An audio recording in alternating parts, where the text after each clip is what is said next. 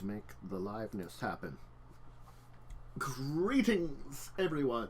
Welcome to Discussing Tabletop. It is, of course, December 18th, 2021. And if you're joining us, it's going to be a pretty neat week of some great topics. I've thrown the docket out in chat. If you're watching this on YouTube, docket will be down below.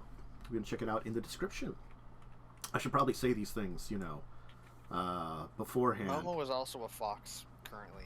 I forgot that you changed. Yeah, I did change my picture like a week ago. Dude, I don't know what's... That fox looks like it's like drunk or something. So this is pictures from... It was at a fox sanctuary that Oh, the fox sanctuary. The attendant threw a treat at this fox and another fox just ate it, and that's the face the fox made at that. Very sad fox. It's like, aw, no more treats. I devoured the one. Poor fox. Ate all its treats. Now it has no more.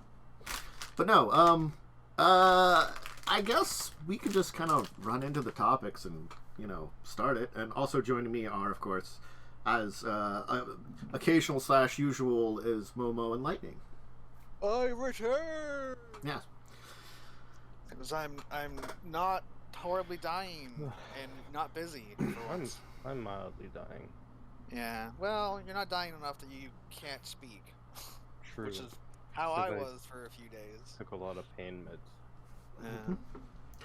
Yeah. So I guess we can start with the first of the topics. Honestly speaking, we're beginning to get an idea about the Cyberpunk magic, Kamigawa Neon Destiny.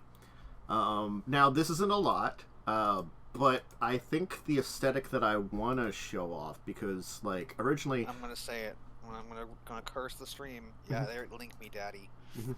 Stop. So far they've shown off a ogre demon, a dragon spirit, and of course the planeswalker they've talked about previously, which is like the cyberpunk ninja. This is highly disappointing. I thought it was adding magic to Cyberpunk, which is that'd be so weird and bizarre. I'm curious how they're going to explain it. But this is really disappointing because it's just Magic the Gathering, here's Cyberpunk stuff. I'm like, oh, that's not very interesting. I mean, it is for people that know, that are It's for people that like Magic the Gathering, No. See, here's the question I'm going to have. They have been crossing over Magic into D&D. Are they going to do this? Cyberpunk D&D that's actually done by wizards? I'll be honest. I don't think it works. Because I've seen their attempts at future technology in D&D, and it's been really bad. Mm-hmm. It works if you have a company that isn't Wizards of the Coast. It works if it's... Yeah, because there's that one book that's, really good. Mm-hmm. Right? Fuck, what's it called? I have it. Dark Matter is sort of future tech. It's not Cyberpunk. The Cyberpunk one is the one. But I'm thinking there of. is what's it called Altered again? Carbon? It's not Altered Carbon. It's Carbon 2185, which uses the D20. The modern D20, I guess, is technically the license. Tam, you probably know this better than I do. Okay, so it uses the modern D20 system, which is basically the 5e, and then they just make a bunch of Cyberpunk stuff, and it does a pretty good job. Yeah, I've yet to play a game in it. I've messed around with it a little bit. I think the character creation in that game is interesting. I know it's not everyone's cup of tea. Yeah. I mean, the thing I wanted to show off with this one is the aesthetic that I think is what worries me with adding because again magic is very fantasy, maybe cyberpunk, not a steampunk fantasy at most, or maybe it reminds me a little bit of actually Pathfinder and Galarian. Because Galarian's supposed to be this world that has had these technologically advanced civilizations that have fallen because of apocalypses on the planet and have risen back up. So there's these hints of ancient technology, and they can have that in Magic, but they haven't really gone it's a modern setting. And I think it's that thing that they're saying oh yeah, hey, this set that you all know of, it was technically 1,000 years ago from the modern timeline, and this is what the modern version of this world looks like. Surprise! It's a cool idea. I think, however, the execution is not gonna be that good. I do like this Kato Shizuki dude or whatever. Yeah. But one of the abilities is literally just summon ninja. I know. Yeah, pretty much. Well, I mean, like, I think is cool. well, the thing is, like, Kamigawa is infamous that people didn't think we would ever revisit this plane. I'm going to tell you. They had to do something like this to go back to there. Because the set was just... The set itself wasn't bad, but it was in a time period that it just was very unpopular. Yeah. Cyberpunk is way more popular now. Yeah. But, like, the original one was just... It's just Japan.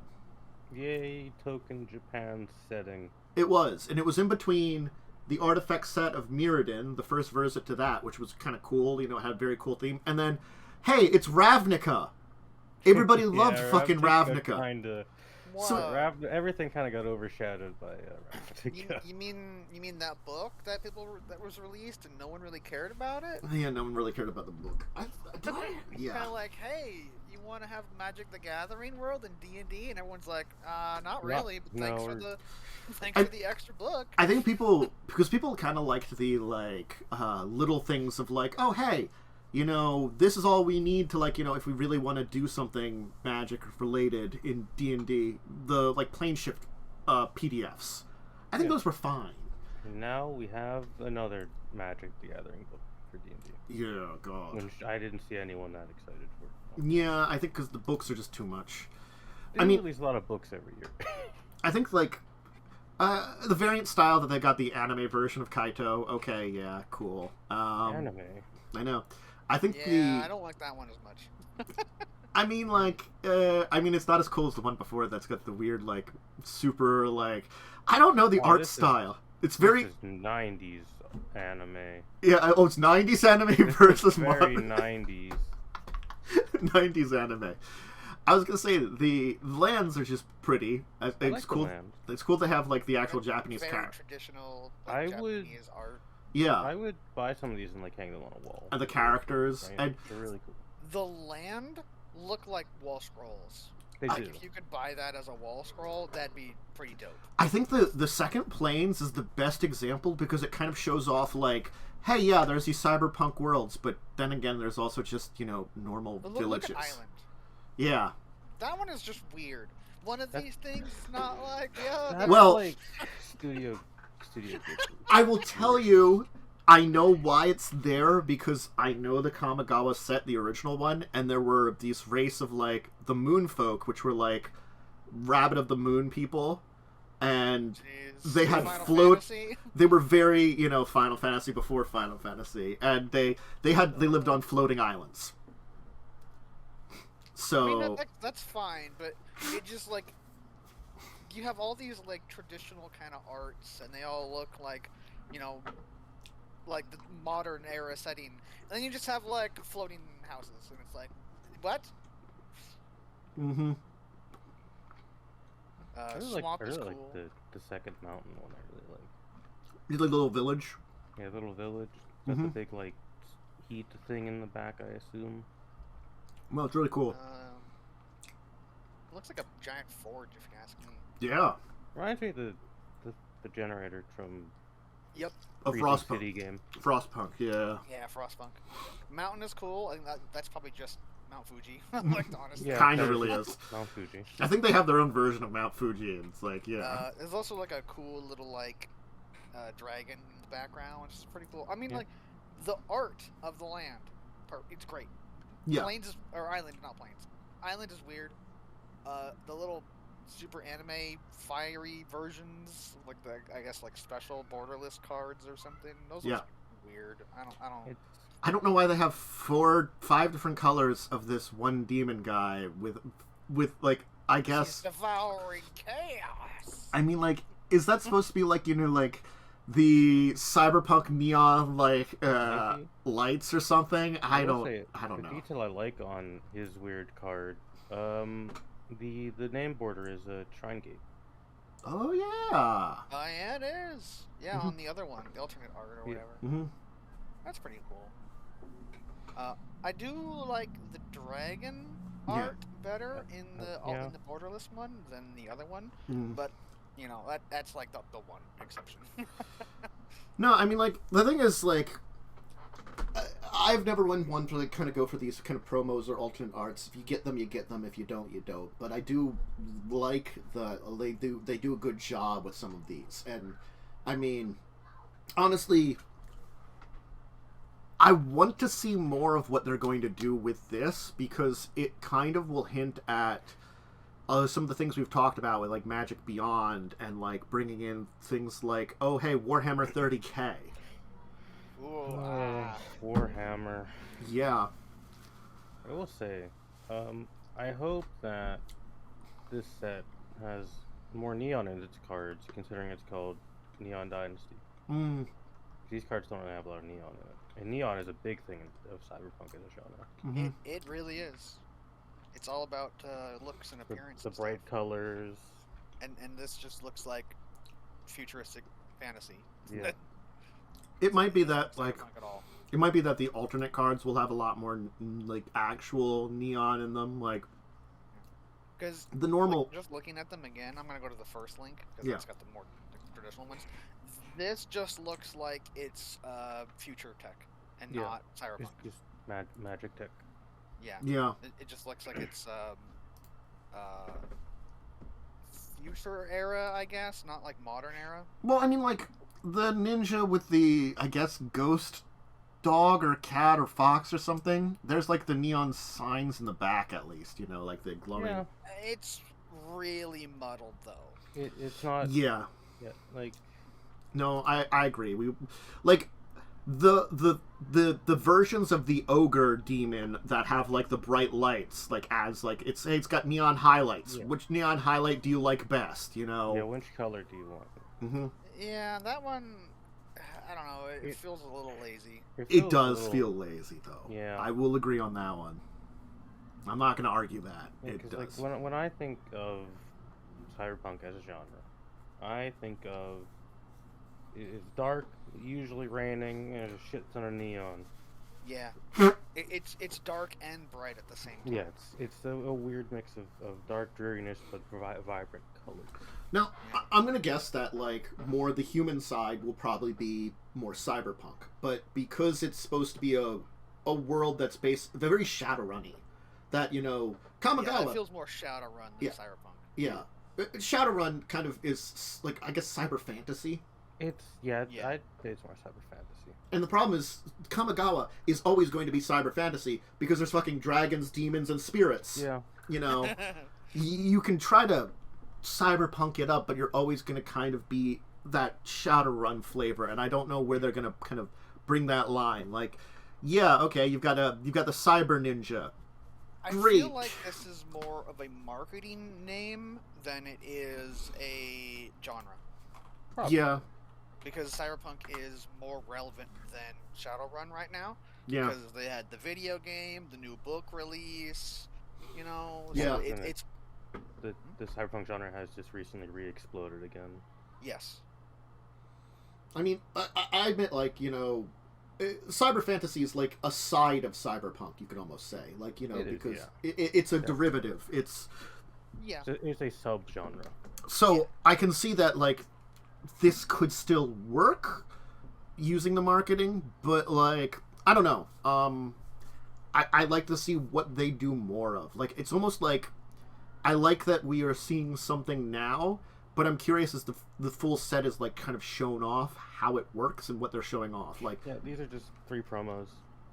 And these are like probably the big promos, right? yeah, these are like 3 of the These cards. are gonna be the big cards. Yeah. And I mean, the lands, those are just really cool looking, and, you know, I was glad that they showed those off. You know, that's one of those things is, like, I think that's one of those things I have to say about all the Magic decks I always made. I always put in, like, if I had a choice, the blingiest lands because I thought they were needed. That's just like you're flexing on someone. Yeah. You pull out your fancy land. Yeah, it's just a fucking land card. It's probably worth nothing, but it's the fancy land card. Yeah. Fuck you. You pull out your foil land as the ultimate flex. Look, more power to those people that wanted to spend $1 billion on the like secret layers that just give you fucking lands. I wasn't gonna do that. Oh no. Yeah, you can get that weird land where you peel off a sticker and... It's another land or what? something. Oh god, there really was. Thing. We talked about it the other week. Stupid. They were teaming up with some kind of weird art people from New York and just made something that was just so... Yeah, you peel off the sticker and then the land is like on fire. Also, it's a golf course for some reason. Yeah, it like changes from a golf course to something else when you peel off the It's sticker. a golf course in hell. Yeah, because you're like, because they like change a quote, you know, and it's like, hey, because golf courses suck. And I'm like, are you you're bilking on golf courses now? Why? What? I mean, like, golf is a thing that I've never minded as an entire sport. I feel like it's like pretty boring. I like mini golf. It's alright. Yeah. Mini golf is okay. Mini golf is fun. I've played actual golf. I'm bad at it too. I mean, that requires more skill and effort. yeah, you just have to try. Yeah. Mini golf is for Look, children. I tried. Mini golf is for children, or drunk adults, or nostalgic or adults. drunk people. Look, nostalgic adults that are also like enjoying, like, you know, I did this as a Wow. kid. Just throw me under the bus a couple more times, please. I'm not dead yet. I like nostalgia. I'd go mini golfing. I would go to Ocean City, New Jersey, and if someone was like, "Hey, do you want to go mini golfing?" I'd be like, "I'm down. I used to do this as a kid at these places." So much. I have not mini golfed in like 20 years, which I- is kind of sad because I enjoyed it. I have tried taking my niece mini golfing and gone with my cousin, her kids too. So, you know, I have been in like a year or two. I'm just gonna click this button again. But Yeah, because But we've gone to mini scrolled golf. past. We have scrolled past the docket too. hey, So, I we have mean, a docket. we do have a docket. I guess we'll talk more about this weird cyber fantasy version of Magic the Gathering, and I mean, It could be I cool. pretty much said what I've said. I wish it was just like, hey, we've come up with a rule book to add Magic to Cyberpunk. That'd be dope. I But mean- no, it's Magic the Gathering with not really Cyberpunk. I'll definitely have more opinions on it when I see more cards. so, sage advice has always kind of been a thing to like give. Jeremy Crawford, I guess, gives hints and rants Yeah. about the rule. They're now using it to errata books. I don't know if I like that. It's- That's DM opinions. So, it's like it's a thing that's been kind of blown a little out of proportion. Okay. Because only certain bits of lore has been removed. Like, one of the bits is that Yanti were always cannibals. Nothing could ever change that. Mhm. They're not cannibals anymore. That doesn't really change Yanti that much. I never knew about that. Yes, Yanti are actually cannibals. That's weird. It's a bit of lore that never comes up. Yeah, that's news to me because I didn't know about it. I thought it was a lot like for me. I always knew about it, but I thought it was a lot more ritualistic, kind of like things like with Aztec human sacrifice. Because people talk about the Aztecs, but you have to also remember they did a lot of fucking human sacrifice. They cut, and some of those hearts were also eaten. Are but they it's certain. anti-eviling drow? It's more like only like 75% of Drow are evil. No. To me, it sounds like they're just anti-eviling drow. Because if you read the words here, it says the cult. Cults are usually small, so they're making the followers of Loth, the person who was the patron deity of their entire species, a cult now. I'm actually kind of fine with that. I mean, I'm fine with it too, but it's such a hard change.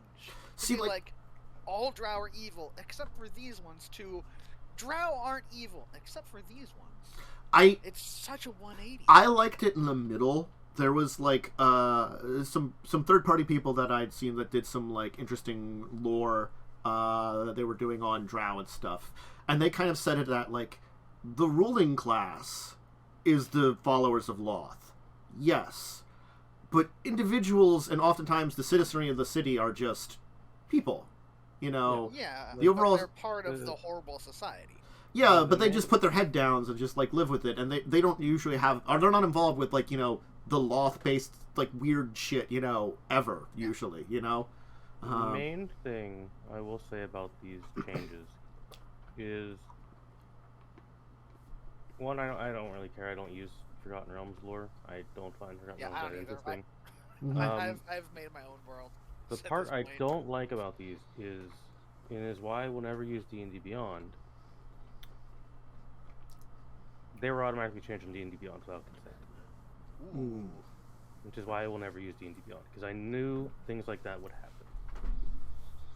That's the part I take problem with, not the lore changes, because like no one really uses Forgotten Realms.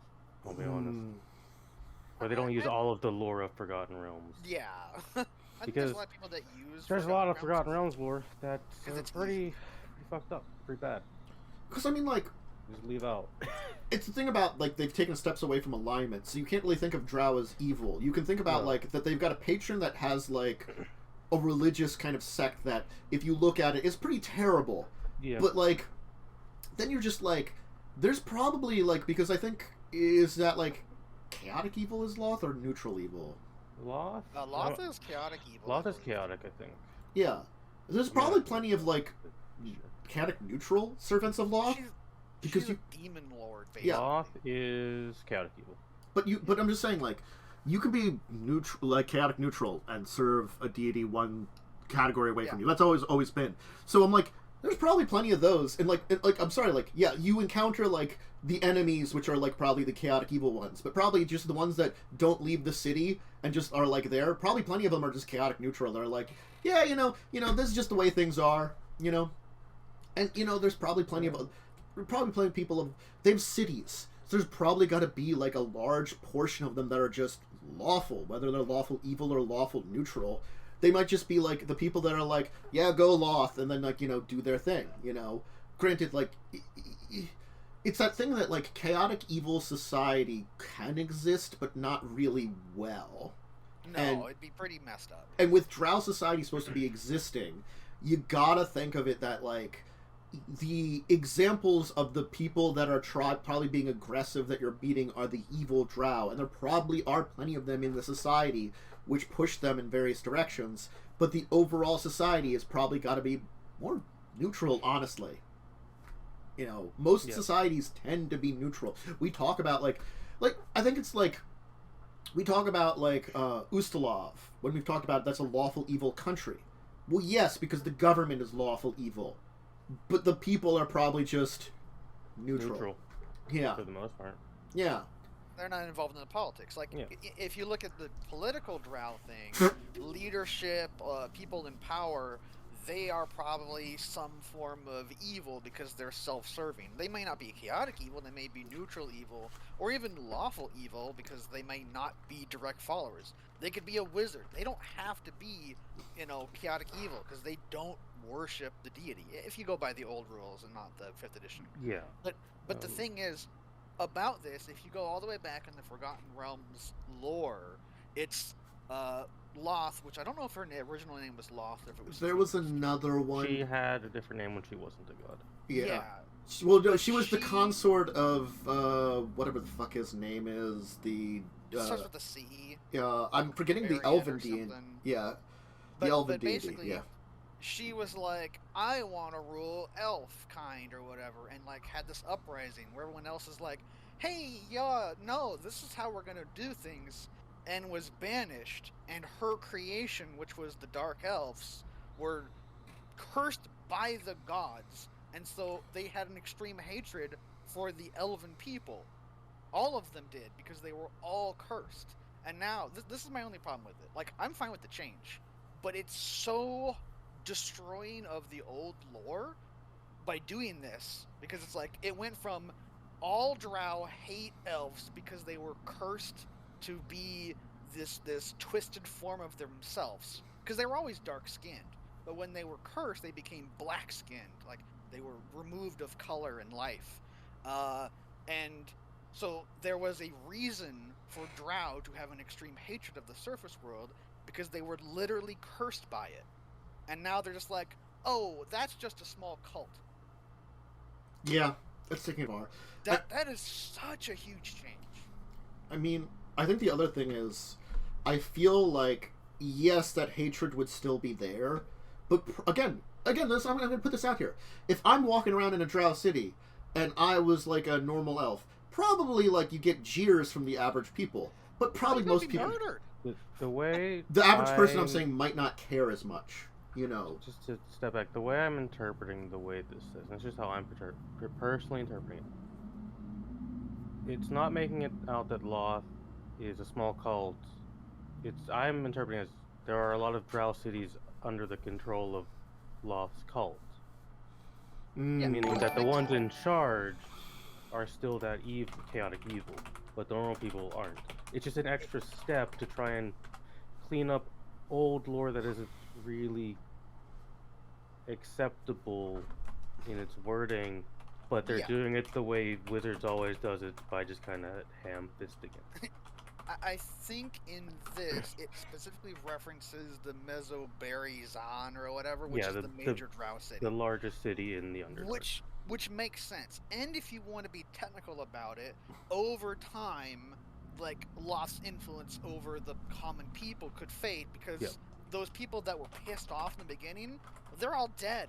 They're not to be pissed off anymore. You know, hatred passes down, because, like, if you have parents that just hate something, you will grow up learning that and also hating it. You may not have it the same like hatred that they do, because you don't have any. You have secondhand experience, and then it becomes third hand and fourth, to eventually where people are like, "Why do we hate these guys anymore?" So from that perspective, it makes sense if it's in a timeline thing. But I don't know if the timeline has changed at all, really. Well, I think we will probably know in the new books they release, where they more concrete put all this stuff in. And I think it's because the way the new books have been being released is they give. It's not like how they did it in Volvos, where it was just, here's their stats, here's a wall of text. They have roleplay sections for monsters and races now in their books, which is good. I think it's one of those things that, like, people often play up, like, yes, there is probably hatred in Drows for surface elves if we go by the old lore, but probably it's been long enough, honestly, that a lot of that simmered down. Like, yes, the cult of Loth, the servants of Loth are probably very, like, murder the surface elves, sacrifice them to our dark goddess, but the average person is like, ugh, filthy surface elves, let's just keep away from them. They're just jerks, you know, they're terrible. You know, it's probably just stupid things that, like, honestly speaking, it's just ingrained in them. It's sort of like, it's the problem of being, like, you're raised by, to use our vernacular, someone that's racist. You might have racist opinions. You could technically learn different, but you have to be exposed and be able to do that. Their society isn't exposed to that. No, so, like, it's a horrible place. Yeah. So, like, you know, plenty of these people, if they were, like, taken to the surface, they could be like, huh, you know, this isn't so, you know, they, like, could learn, probably, you know? Plenty of them could. It's this horrible bright light that burns my eyes. Oh, God, my eyes. Oh, what are these, like, strange tinted glasses that make it all... Oh, that's actually nicer. My main problem with this is the automatic changing of D&D Beyond content. Yeah. And I don't think they should have released this yet. I think they should have waited for a new book to do these changes. Yeah. Yeah. Because a new book would give more context. Yeah, this is just random errata. This is just little snippets. I don't think errata should be used for this. Yeah. So though, in the sage advice kind of thing, there's been several times that I went and looked it up, because it's like, this is what I think as a DM. Let's get a second opinion of another DM. And then it's kind of like, okay, I can see their reason for this, and I can either agree or disagree. And I think there's nothing wrong with that. But making it where this one DM or these two DMs change the rules, I'm not okay with. Because it always comes down to DM. Like, at your table, whatever you say goes. That's kind of been the rule for ever since 5th edition came out. In games that, like, so in this errata, they did mention mind flayers and beholders aren't always evil dicks. Mm, Mind flayers are gonna always be evil dicks in my games. yeah, they're Beholders, especially if you- beholders you get a little more leeway with. I think beholders can give a little because beholders are weird, and they do have a. Most of them tend to have a very they're very xenophobic. It doesn't Yes, mean yeah. that I'm sorry, you've got is it oh God. Xanathar? Well, not Yeah, just Xanathar Xanathar. is He's the big boy. Xanathar, isn't he the evil one who runs a I don't. crime? I don't think he's evil. Xanathar is evil. One of them. Well, there might be a different one. There's one that runs the crime and one that runs the bar. I think the one that runs the bar is a human. Because it's the yawning portal. Is the Yeah, Yawning Portal is a human. That's just a regular human dude. I forget his name. Xanathar is the beholder. Yeah, Oh, Xanathar is well, a beholder. Xanathar is technically a title. It can be a non-beholder. The Oh. current one is just a beholder. That's true. Yeah. But there's also, I think there's a beholder bartender in the there City of might. Doors or whatever. Yeah, There's the city- some weird stuff. Yes. When you start getting to the other planes, it gets weird. Yes. Well, City of Doors is like just a pocket dimension. It's got a door to like every Sigil. plane. That's what it's called. I think, and this is one of those things that I'm going to complain about, certainly about the Player's Handbook, because I was just checking this here. They're removing the alignment sections to this, and I think that's why, Yeah. I really like Pathfinder better, because they're like, this is the typical member of this race, but it doesn't mean you can't be anything else. Yeah, I'm very against removing alignment from the system. I like the idea that they talk about what a typical member of a species is because of their circumstances and stuff and their general society, but there's always exceptions. It's sort of like, yeah, hobgoblins have a very lawful evil society. You can be any alignment you want if you're like an adventurer, because adventurers are different. or That's like why if you counter members outside of that society. Yeah. What Like- I have done in my setting is I grab one of the alignment things, so like lawful or good or evil or chaotic, and I apply it to that species of people. So like if you encounter a hobgoblin, they're probably lawful of some sort. Now, are they neutral, evil, good? It really depends. Do they go against their society and they're not lawful at all? That's probably going to be less common, but it could happen. And I would never ever enforce alignment on players. No, I don't enforce alignment. I just have a blanket rule. No. Oh yeah, no, evil never without force on consent. players. I almost see it rather than that kind of side. I see it as if I'm using the alignment cube, so to say, I'm fine with diagonals. Yeah. Yeah, because diagonals 2 steps away still make sense. Yeah. So like, Yeah. there's plenty of neutral hobgoblins if I'm using them or something, or like, things like that. In a neutral evil society, there's going to be a lot of neutral dudes that are just like, yeah, that's the way people do things, It's how it is. we're not involved with it, but That's we're not going to stop it, it's Almost how it's people tradition. are in real life. yeah, It is. yeah, The average human is probably true neutral. it's tradition, we just let tradition go. Those guys love to do that kind of thing. The human sacrifice, humans aren't that bad, but just we're not getting involved. I don't want to get involved. It's tradition. Let them do their thing. Yeah, I'm sure there's some good humans out there, but just that kind of weird shit that happens. I don't know. There's just, again, it's the genericing of 5e that I've complained about a lot, and those are optional rules. You don't have to do them at your table. Yeah, you don't. The wait. or unless you have D&D Beyond. but they're Ugh. But according to Wizards, the removal of alignment isn't optional because it's in the errata. So if they would I don't print the care book what now, you say. they would remove it. Too bad. I as a DM pick alignment of a person, not your stupid stat block. Yeah, I choose to ignore your reality and subject my own. Mhm. I'm just I do gonna generally do hate the removal of alignment. That's something I'm very against. I think it's Gonna stupid. do that thing again because Alignment is had, kind of a good basis. It's a general guideline for Yeah, a DM to it's a- roleplay the It average is a good thing. guideline. Yeah. I don't like scrubbing it away. Also, it's good if you want to punish your cleric player who decides to, I don't know, do something against their god's alignment that's multiple steps away, because then they have an alignment shift and lose their powers temporarily or find a new god. Yeah. Even though 5e is really pushed away from that, again, you can bring that back Yeah. in your table. 5e is just like, here's what we suggest you do. And you can either choose to just do it or ignore it. That is really what a lot of the rules in 5th edition is Yeah. suggestions. That's why so many of them are optional rules. Yeah. Literally listed as optional. If you look in the DMG, there is a lot of optional rules in there. Mm.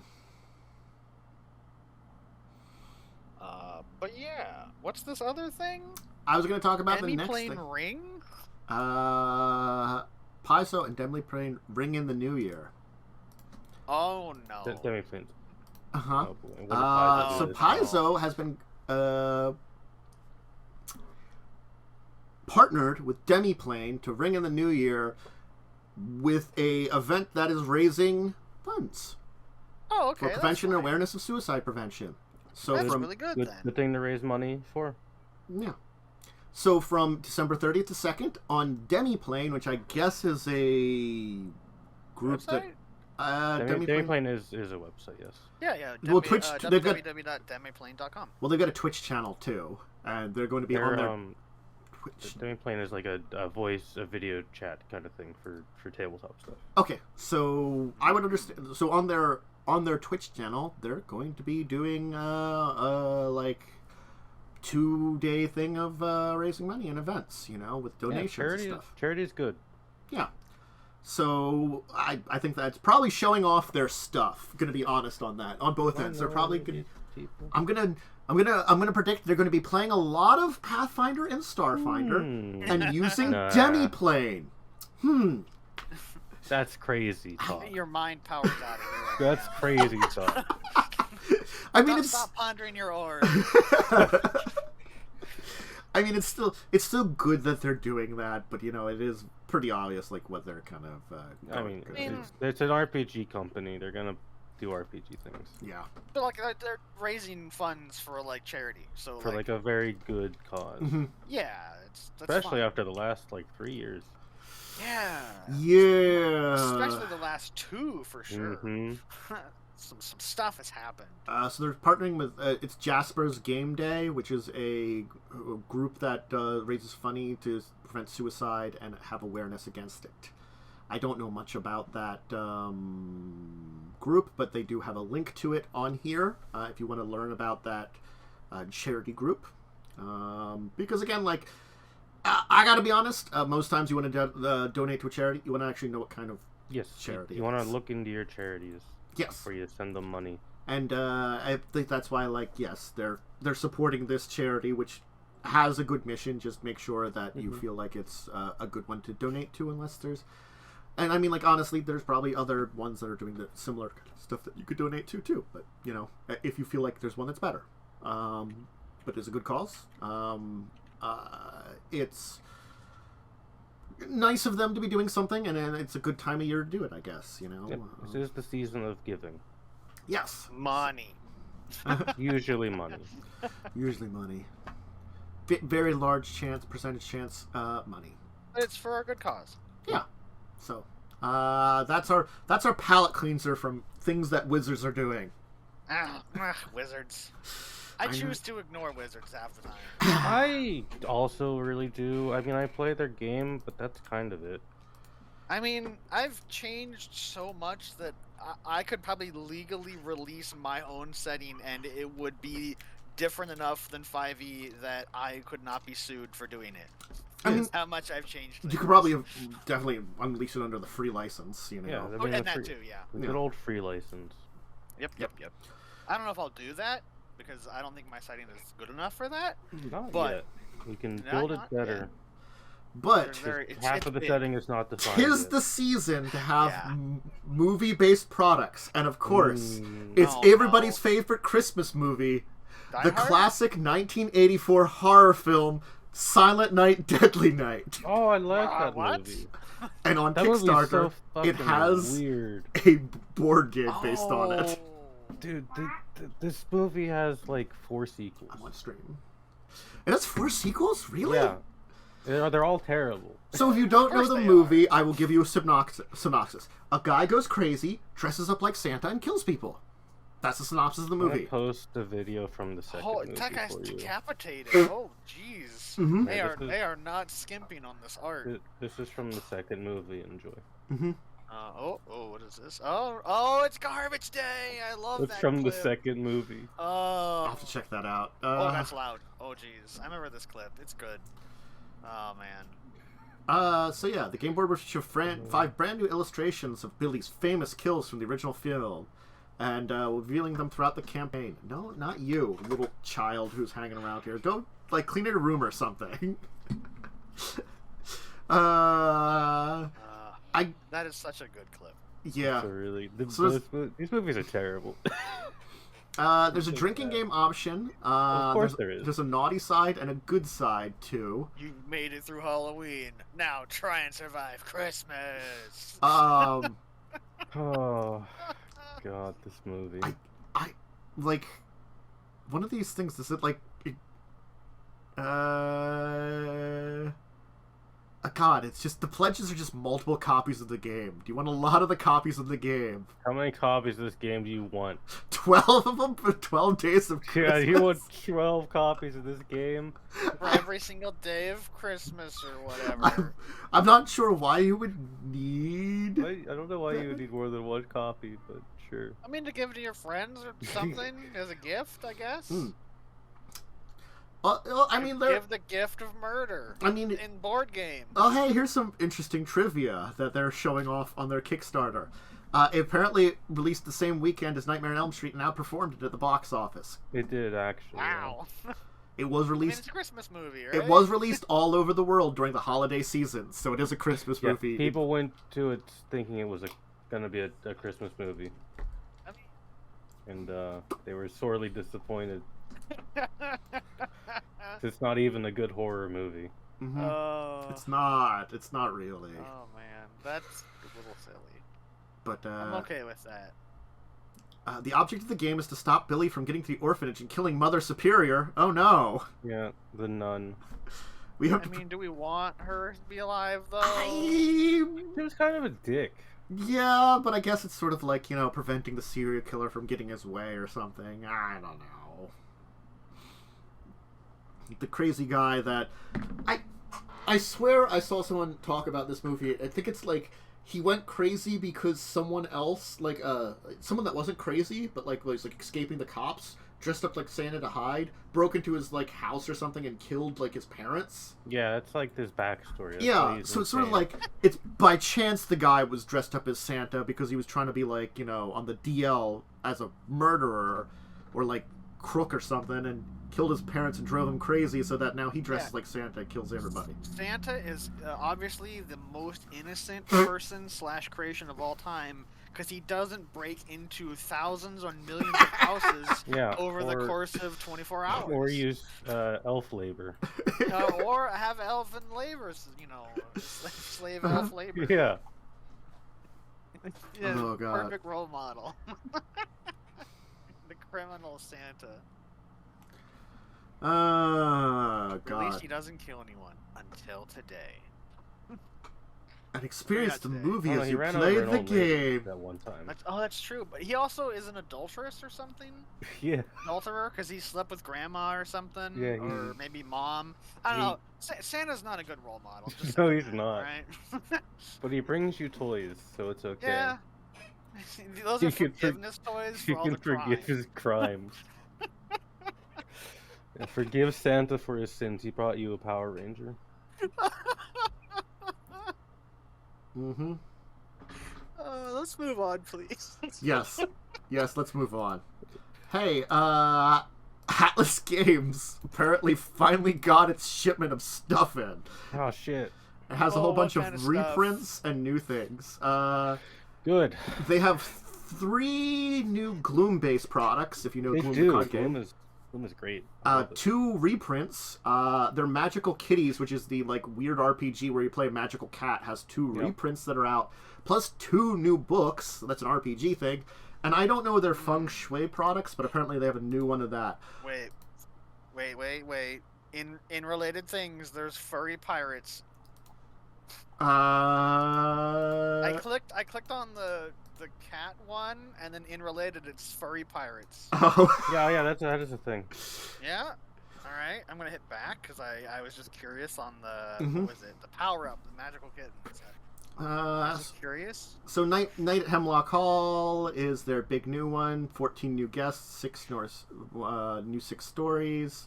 More. It's a mystery game now, kind of. I It's got a mystery element to it. I guess it's like if you use this one, you are doing it. Does it play with the other ones? Because the other ones play together. I'm not. Sure. I assume you could use the other card, the other transparent cards, right? Yeah. Because it's like this. Because I guess it's technically standalone, but you could probably get your old. Yeah, can be used with any edition of. Okay. Yeah. Okay, so they got like Groom Chronicles. They've got a thing for like stuff for bringing like actually like playing multiple games of it for like stuff, and they got a box. For those of you who don't know what Gloom is, it is a card game centered around making a family as miserable as possible, and the most miserable family wins. Yeah. Yeah. It's you play negative cards on your own people and positive cards on other players' people. You want your family to either be dead or like really miserable, so you win. When you kill them, you lock in the points, so that's why you kill them. Because then they go through miserable lives and then they die, and they're transparent cards, so you can see like the point values as they stack. It's kind of cool. It's really cool. I really like this card game. Yeah, it's really fun. And I also like the aspect of like I know that people like to like say like you can build almost like a little story about the characters, like what's happening to them, you know. And I thought that's a neat aspect of Gloom, you know. So it's like you could be like, oh hey, this is why like horrible bees mauled this person, you know. Not the bees. Yeah, or like they were out on the moor at night because they were depressed because of like something that happened to their father, and they were mauled by dogs, you know. I got that. Like mauled by dogs card, and then someone played. Well, they found a flower, so they're a little happier.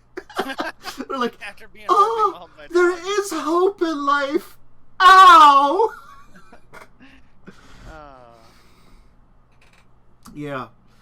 No, Gloom's really cool. Glad that they got more products for it. I mean, and Magical Kitties, which is that weird game that I see the furry pirates now. It looks to be something that I guess Atlas Games did. Probably. Apparently. I didn't read too much about it because it's not on our docket. But I was like, I'm gonna read about it now. I mean, a role-playing game. I mean, we can have a third pirate game. Oh, furry pirate edition. We have Monster Girl pirates. We have like regular pirates.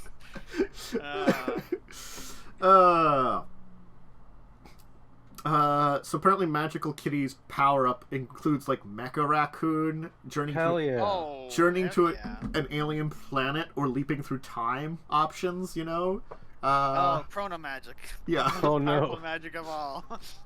I think the storyline is supposed to be like your magical cats. I don't remember if it's like you're just protecting people or you're actually like a wizard's cat or something. I don't remember. I've read about it. There's so many of these. I think there's one where you play like familiars and you have adventures.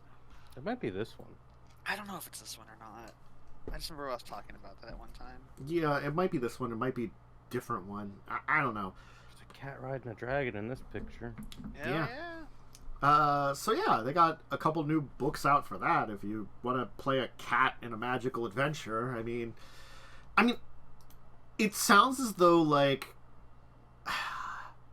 I don't know if this means that things are getting back with shipping problems, or if it's just by chance their massive shipment of stuff from overseas finally came in after time went by, you know. Probably that one. Probably, yeah. Probably like, hey, those things we ordered, they finally arrived. They were finally produced. We probably ordered them ages ago, but pandemic. Yup. So. Well, yeah, some stuff in stock if you Stuff like in physical stock. goods. Yeah. Now it's time for 2 topics on one of our favorite companies. No. Is it Guess- USAopoly? Can we stop the show?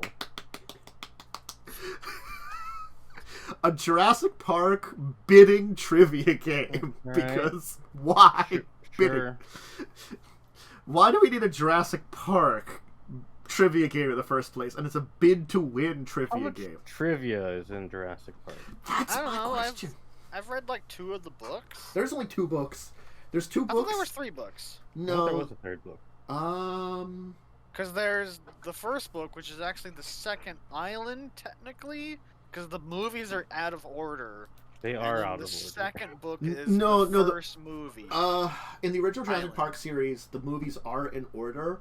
No, they are not. They are, because Isla Sorna, the island Nublar, the one they're on, is the second island. But they have it. If you actually like, I remember because I read Lost World. Oh, Lost that's World is a nice. sequel that has Malcolm again in it, so it is correct like the movies. But The islands are backwards. they have the island names backwards. I think they might have Yeah. that. The islands are backwards. Cause That's I what I read can't the books, remember. That- and that- my dad read the books. And when I we couldn't watched the remember if like movies- I'm like thinking of like the names. I couldn't remember the names Yeah. to know if the island names are back. I think that's the big thing. Like I think that you're right. I think yeah. The movie versions of the books are telling the story accurately, but the islands are backwards in how they're presented between the books and the movies. Because in Lost World, they have that hide thing. I remember reading that in the book. I'm like, oh, this is actually a thing. But I remember that scene in the book versus the movie. In the book, I had to read it like 2 or 3 times to figure out what the heck was going on, because it was really confusing, and they It had was like very back chaotic. and forth. Yeah. And the movie does it so much better. It's just kind of like, but Well, like the movie doesn't in do the a lot book- of stuff too. in the book they set it up where it's like, oh, we're gonna take this thing and we can make it. In the movie, they had to have a truck there for the winch. I don't think they needed that in the book. In the book, they just had the Jeep there because they drove out there. Yeah. The High Hide was its own little like prefab building that they could just make Yeah. and have like a forward camp somewhere. Where in the book, they raised it up with the winch Yeah. of the Jeep, and it was really weird.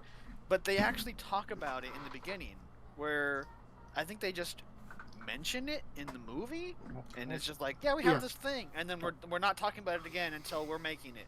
I'll be honest. I don't understand a word you said. That's fine. I don't I'll remember explain anything it. from these fucking Okay. movies. Yeah. There was an entire like a platform that was supposed to be like observe things from above. That like in the book they establish that it's a prefab thing. In the book they have a scene where they put it up, but the problem is, I think what Lightning was saying is, if you're reading the book, when something happens at the High Hide, they switch back and forth between a bunch of different perspectives, and it's a very confusing scene, and I understand Yes. that. In the book, it's really weird because they just switch back and forth. Yeah. In the movie, you have the visual aspect of the location changing. Yeah. You don't in the book. In the movie, Yeah, that's fair. they just visit it and use it briefly. In the Yeah, book, it's a book. In the book, it's a lot more used. yeah, in the book, velociraptors attack it. Neat. Yeah, so that's the entire thing. And like, there was these emergency like cages you could kind of hide in that were nearby. Then, like like almost like a shark cage for animals. And one of like the random because there was 2 random kids instead of 1 in the Lost World, gets in it and gets drug away by raptors because they can't get to him. So they kidnap him to their nest. You know. We'll save this for later. But anyway, so yes, I mean, like, if you use some of the book-based things, and are they using like? I think they're just using the movies. That's the worst version. Because there's like a bunch the of bad three- movies The now. 3 well, it's only the 3 movies. The original 3, I think, is what Okay, it says well, Even the original 3, the first one was good, the second one was okay, the third one was bad. here. I don't remember the 3rd one. It the was third bad. one, they revisit the second island. I remember Yes. they're looking for like a little kid. They're looking for a kid, Yeah. and for whatever reason, they're like, T-Rex, nah, Spinosaurus better. When I'm sorry, like, Spinosaurus was technically bigger, but its mouth shape meant that it couldn't have done the damage they had it doing because it was a fishing-based animal, like a gharial. Yeah, fish. Yeah. You know, I want to see remakes of these movies, but with what we know dinosaurs look like now. I want to see how stupid it would look. I mean, I have to admit, like, they do at least in the Jurassic World one. They do say, like... explain why they look different. Because they're like, well, we fucked with their DNA. That's why they don't have the feathers. We added, like... frog DNA. Yeah, we used frog DNA. It fucked with them a little bit, you know? And I'm like, that's actually a fine explanation. I don't know how you get apparently 600 questions out of these 3 movies. Oh, 600 questions? That's a lot of questions. Oh, I guess it's across 3 movies, though. Maybe it has like production trivia as well. Oh, it could. It could be production trivia too. Ooh, production trivia. I don't remember shit from these movies. I remember just like, oh look, cool dinosaur. I could probably give you like the first one, because the first one was pretty good. And it's always a classic. Can I open this image in a new tab and have it be big? It is Oh! slightly bigger, yeah. Okay, so it's not... Okay, here. How tall is the high hides scaffolding? I didn't even read that question. I don't remember them talking about that. I mean, maybe they mentioned it Probably a one-off once. line, or like Yeah. a sign somewhere. It also does mention which movie it's from. So, like, at the T-Rex nest, what keeps attacking Roland Tembo and Aljace? I don't remember. These character names mean nothing to me. I don't remember who these 2 people are. Are they the hunter peoples they added in for the movie? They might be. Because this line is great. How many times does John Hammond say "spare no expense"? That's a great like meme question. Also, it's probably more than 3. Probably. Wow. Yeah. The opening bit is very long. We spared no expense. Yeah, it comes up a lot actually. So I mean, I just don't know that like a trivia game's fine, but like a bid to win trivia game just seems so weird. I guess more questions as you win, or you. Is it like Jeopardy edition? It looks like a Jeopardy board. Yeah. Kinda. I don't know if you need gambling. It sounds like they're trying to add gambling. I don't know. I'm done reading that. I don't know if I'm having board game night with some friends and they pull this out. I think I'm leaving. Just pull out Battleship instead. That's more fun, at least. Battleship Dinosaur Edition. Oh, hell yeah. Anyway, dinosaurs have rocket launchers. Shoot that's the other just board. Torah. Going briefly at the end of this to a product that actually is more supportable from USAopoly, that Thing board game we talked about a while ago. It's out now. Oh, The nice. Thing. It's a board game. It's a board game and a good movie. Yeah, and I think the board games they usually put together for these are pretty good as things. I mean, when USAopoly isn't doing Monopoly? is actually putting together like original sounding board games, they sometimes do good wonders. I mean, Are you gonna link it? Sorry, yes, I will link Oops, this all one. Monopoly. When's the Thing Monopoly coming out? I mean, that would be. That's like what the Rule 34, except for it's like some other rule where if it exists, there's a monopoly of it. Yeah. Monopoly board game of it. So. I don't know. The Thing is horrible looking. Yeah, they usually Yeah, it's are. a horrible monster. I still remember like the dog scene from the movie. That's just like imprinted was into my brain. awful. It's really fucking terrible. Yeah, they It's pretty bad. managed to like really make that like have, That movie almost ended John Carpenter's career. which is surprising because it's like Everyone hated it when it came out. I forget that everyone hates a lot of these movies when they come out, and then like people like realize Cult later classics. on they're like, Then oh years wait, later, it's like, oh, this is actually like a good. stunning piece of Media. practical effects. Yeah. Because I remember there was I've mentioned this, I think, the last time we were talking about the Thing. When, I forget who it was, the director or whatever, came up to the special effects guys, they were like, well, what's the monster? And they're like, it can be anything. Do whatever you want. And they're like, all right. So they just went absolutely crazy for the what the monster could be. And it works so well because the monster's absolutely fucking disgusting. Yeah. Yep. They do a good job. Those effects artists for that one. I'd play this board game. Oh yeah. I really have no opinion either way. Oh no, they use sus in the little text blurb. Oh well, that immediately removes it from the I don't care to do care in the negative way. It's sus is in like quotations. I hate it. Why? No. Chaotic Stop. agendas, shuffling parties, proximity to a team of sus colleagues. No. Stop trying to be young. It doesn't work. Among and Us. apparently that sus also has a secondary meaning that's not good.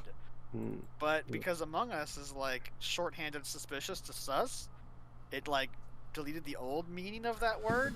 Yeah, this is just Among Us now. Yeah, it's just Among Us meme. Don't meme your video games or board games, alright? Just stop it. Look, we in the gaming sphere could pretend to use that and not use it correctly, but we're in that sphere of influence. Like, I could use that for jokes, but I'm on Twitch and I have streamed Among Us before, though not many times. It's just weird to see it as a company, like, product. That's something in marketing. It happens all the time because, like, how do you do fellow kids? Buy our product. Yeah.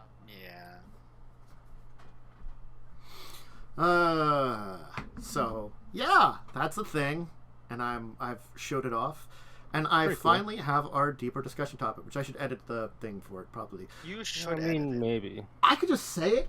We're gonna talk about the idea of the campaign versus the adventure and where they connect up. That's probably something that I was literally talking about today or yesterday. Probably.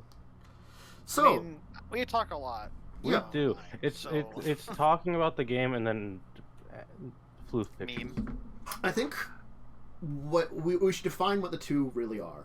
A campaign, when you're talking about adventure, it is like a singular story that your characters go on. The story usually has a beginning and end and some form of conclusion. Yeah. Like many stories that are out there, the adventure could have a to be continued. It could have a here's a hook for another book kind of thing. You have to think about the adventure as almost a novel in a series, while the campaign is the series of novels all together. It is the overarching story that your characters go on. Like a one-shot is a short campaign. It's one adventure. Yeah, exactly. Yes. Now, granted, you could have certainly a campaign that is the overall adventure too. That is rare, and maybe like your story beats aren't as large, so you could have these like ups and downs. So you could pull off like a giant novel like a War and Peace, or maybe like if someone put the Lord of the Rings trilogy into one novel, into one big book, which I think people have done before, so you could get a giant book of it. There is a joke YouTube movie series thing that is making fun of the Lord of the Rings, and it's if the Lord of the Rings was a D&D game, and it is so crazy and convoluted, it's an amazing watch, because it's like, alright, so this DM crafted this huge world, and they have this goal, and this is what they want the party to do, and then they got a bunch of meme people involved, and this character like gets killed, so they want to play this other character, but these characters don't like playing with these other guys, so I'm running 2 games a week now for like these people, and then these people, because these people are like hardcore dedicated role players, and these guys are just the meme lords, so I have to make this other thing, and then this guy, he dies, but not really, so I have to have a 3rd game start just for his epic battle with this big demon, and then eventually he rejoins. It's great. I've seen that video. You have, yeah, it's really great. Good. It's so good. Oh god. But like, I don't think Lord of the Rings is a great example. I don't think that's Lord of a the Rings campaign. Yeah, that's. That is a campaign But, with yeah. adventures thrown in as obstacles to get in the way of the end goal, which is to destroy the One Ring. Yeah, I feel like that's probably a great way of describing it. And that's the thing is, you can have a campaign like that where, like, the adventures aren't as big as you'd think they'd be. They're just components of it. And rather than, like... But then you can also have ones that are, like, a series of adventures. Like, I feel like a Pathfinder campaign, an adventure path, which is a campaign, is a series of adventures that have something interconnected between them, you know? Yeah, loosely in some cases. Pretty much what they are is... Some are much looser than others. I have to admit, frickin' Carrion Crown is a bad example. We're always going to come back. Till the end of time, we're always going to come back to Carrion Crown. Yeah. Like, I just... Go ahead. All over the place. Well, that's the thing is, like... That's why I looked back at Rise of the Rune Lords, and I'm like, this is so much better, because it is a series of adventures. But there is small threads that connect them. And it's sort of like... The entire idea is the first adventures... You become heroes of a town. So, when a problem comes up, guess who's being asked? Hey, fuckers. Us again. We got a problem. You saved us. Can you help again? And the thing is, like, you were supposed to establish that you've been living in the town anyway, you know, so you're like, I guess, or like, you know... Fine. You know... So diverting from adventure paths, because they have a defined... These things are going to happen. Period. Yes. You both were in my one game in my homebrew world. Yeah. Where that one was semi-sandboxy that kind of turned into a campaign because it was kind of like everyone is going to be in this town because for their own reasons, but it's mostly like you're gonna become adventurers. There's been like a call for adventurers, and in that game. Feel free to take over because I'll end up just talking about the whole thing. Yeah. But you kind of went from just random adventure to adventure to adventure, and you ended up kind of hitting a campaign where there was like you had like two sort of goals, and you kind of accomplished one, and you did accomplish the other one. Yeah. Feel free to expand on it. So it's just not me talking. No, that's true. When we started out, it was kind of like we had options for jobs, could take random jobs. I believe our first quest was like go in the forest and kill some boars. Yeah, some things were ruining some like farmland. Like simple stuff, right? And then it got weird. Then, like, you know, I feel like the first major like actual quest line that would be like a mini adventure of some kind was Fishman Caves. Where, Fishman. Yeah, there's something something weird on the coastline. Go check it out. Well, we fought some fishmen and lots of nets were thrown. All the nets. Specifically, mostly at one person. Yeah. And we adopted someone who was in the cave. Yeah, then we adopted someone who was in the cave, who's probably unfortunately dead somewhere in that world. They're dead with like a shit ton of loot on them. Yeah. Yeah, like, they went and like found a bunch of magical items and then died from horrible curses. Yeah, because it was finding all like the great artifacts to destroy all the evil of the world, but all the ones that they found were like the cursed artifacts. Were like the horribly cursed things. So sort of like it's the yes, it'll help you save the world, but it also has this horrible downside. You're like in the bag. I'll use it now. Somewhere there's just a bloody bag of holding full of legendary items. That are also horribly cursed. Yes. Because it's like, I'll take all the curses on if it can defeat the great evil. Oh no, the curses have defeated me. They're gonna at some point in time. Yeah, no, I think it's like the idea that like you when you start with just a basic adventure, you don't always. Sometimes you want to have a campaign. Like honestly speaking, something like when I was doing Madness and Land, it was planned to be a campaign, but like the adventures were kind of defined in there because I did a very adventure path kind of thing. Then on the other hand, you have Children of Wrath, which is just a series of stupid adventures that are going on by these people. Is the side quests of the game. Yeah, it's like there is an overall plot which I have to keep like throwing in there to make sure. You have to keep shoving Carrion towards it. Yeah, it's like, hey, stuff's going on related to your plot. Here you go. Ah! I mean, if there's not some kind of like sexy lady involved in that plot, Carrion doesn't care. There probably is a sexy lady. I mean, there's an evil like Phyrexian angel lady who's probably also sexy and evil and also monstrous that probably would. And will step on you. And we'll definitely step on Literally Carrie. did step on us. Yeah. And we'll certainly step on Carrie, so it gets her attention very easily. And you take 10d6 step-on damage. Enjoy that. It's a singular fireball of stepping. Actually, it's slightly better than fireball. Or is fireball d8s? D8. D8 or d6? Fireball is a D8. Okay. I still remember the D6s because, all the other editions. I think it's a D8. They might have changed in 5th edition. They changed a lot I of don't stuff. remember. I don't actually feel use like fireball that much.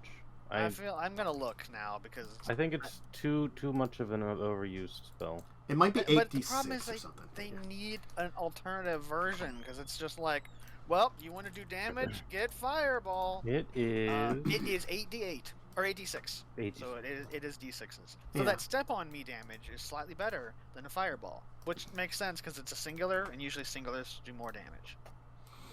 But even though, it's only slightly better. But, it's like, even in something like, I think, like Legacies of Kain, they had technically 5 separate adventures that were connected together with an overall plot.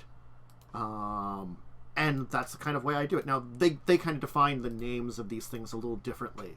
But that was the idea behind it, is to have these sets of things. So, I think then also it's sort of like,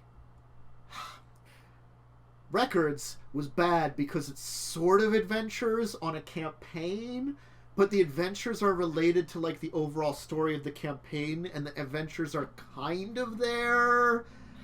How much time has elapsed? To be fair, in Records, they spent an in-game year learning what a car was. I did skip through, like, 95% of that year, but still. They didn't know what they had to learn what a toaster was. They had to learn all these and then they worked in like a strip club for God knows how long. Yeah, they did, and got like a crappy apartment, and then moved in with an Aranus and a lot of and weird Aranus shit. got married and had a child. Yeah. Evil demon child? Evil Or demon devil child. Probably a devil. Yeah, probably devil. It was 2 Aranuses, so. Mm-hmm. Life finds a way. I It's a mean, magic score. but that's what magic and, like, knowledge of genetics happens, because, it's modern era, like our era, plus magic, so that's been around for like 1,000 years, so, life finds a way definitely at this point in time. I'm sorry, there's a lot of, like, weird shit that goes, that, like, people are trying to, there's a lot of weird stuff that science is trying to develop, that if they're just like, can we combine this with magic and it would solve our problems? Boom! Science and magic together solve the problem. Why? Yay! Magic. Crossed an owl and a bear. Why? I don't know. Because we could. Look, it's like, I found these old notes about this man who crossed an owl and a bear. What else can we cross? Oh no. Somewhere now there's like a, I don't know. And this is how cat girls came to exist in D&D. Yes. Yeah. That's what it would be used for. I mean, it would be. I did establish that Agent was still anime. Not as much as it was. I didn't create. That just makes sense, though. Yeah. It just does, unfortunately. Well, I mean, it's sort of. Fortunately, I guess. I mean, like, I was like, there's totally a fantasy Comic-Con. Yes, there would be. There would totally be a fantasy It was Comic-Con. an anime beholder. Mm-hmm. I remember that. Mm-hmm. That's also probably fine. It's probably fine. I don't think, just to get back on topic, I don't think my run had any separate adventures. It's kind of just been one big thing. Not really. I feel like pretty much everything It's all been was connected. related. Yeah.